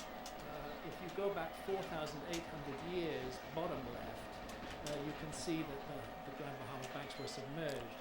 But up until 6,900 years ago, they were above water, and 12,400 years ago, they were above water. And I must say that looks very much to me like the island that's depicted on the Piri Reis map. This is Glenn Milne. He worked with me on the inundation maps for my 2002 book, Underworld. I think you have to agree that he's a very major expert in the field. These inundation maps that he has given us are a very accurate representation. And those original maps, the ancient ones, how old are they? That's the 1513 Piri Reis map, which was based on more than 20 older source maps, as he tells us in his own handwriting. We only have a fragment of the map. It's full of inaccuracies and problems. But I'm just... You know what would convince me? What? So I used to do a lot of GIS for archaeological projects where I take historical maps and I try to line them up with actual terrain and satellite imagery and stuff like that. You should work on geo-rectifying these maps to see how they line up in real space. Because right now, what I see, I have to squint to see if it looks right or not. And so I think working with something like a GIS expert to geo-rectify this stuff and show how actually accurate it would be, where you could actually statistically measure that, would make it a lot more convincing in my mind. No, that's a very good idea. Thank you. Can we see images of the Bimini Road itself? I'll show you a couple of slides. If I can put this up.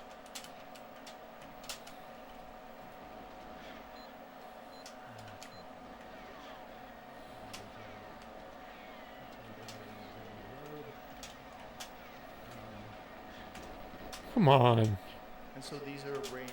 This is stupid. Getting it didn't even the door. Like, fuck this game. Yo, small this game. segments of it. No, there's a huge extensive area runs for about Alright, I think it's time for me to take a break.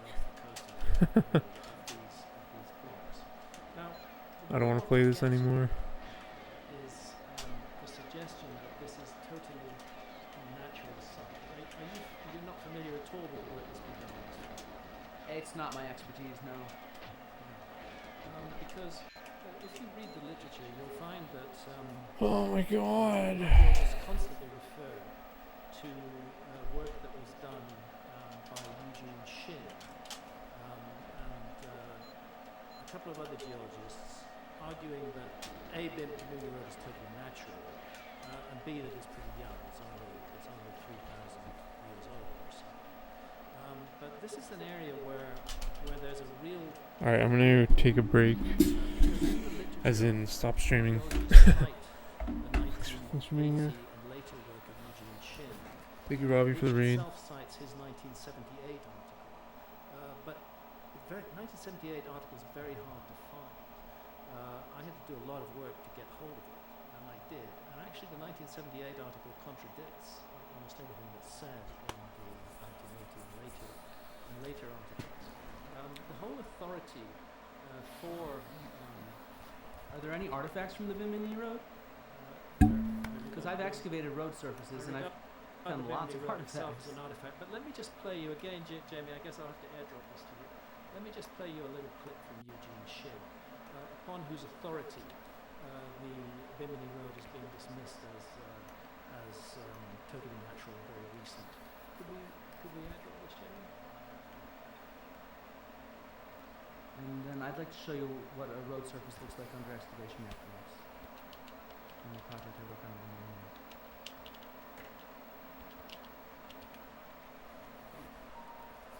So this is the guy whose work on Bimini is used by archaeology to dismiss it as A, totally natural, and B, totally recent. So we would hope that he would be an honest person, that he wouldn't disguise his own findings from an earlier period of time. How do I play it? Oh, you play. And this is just a little clip from Eugene.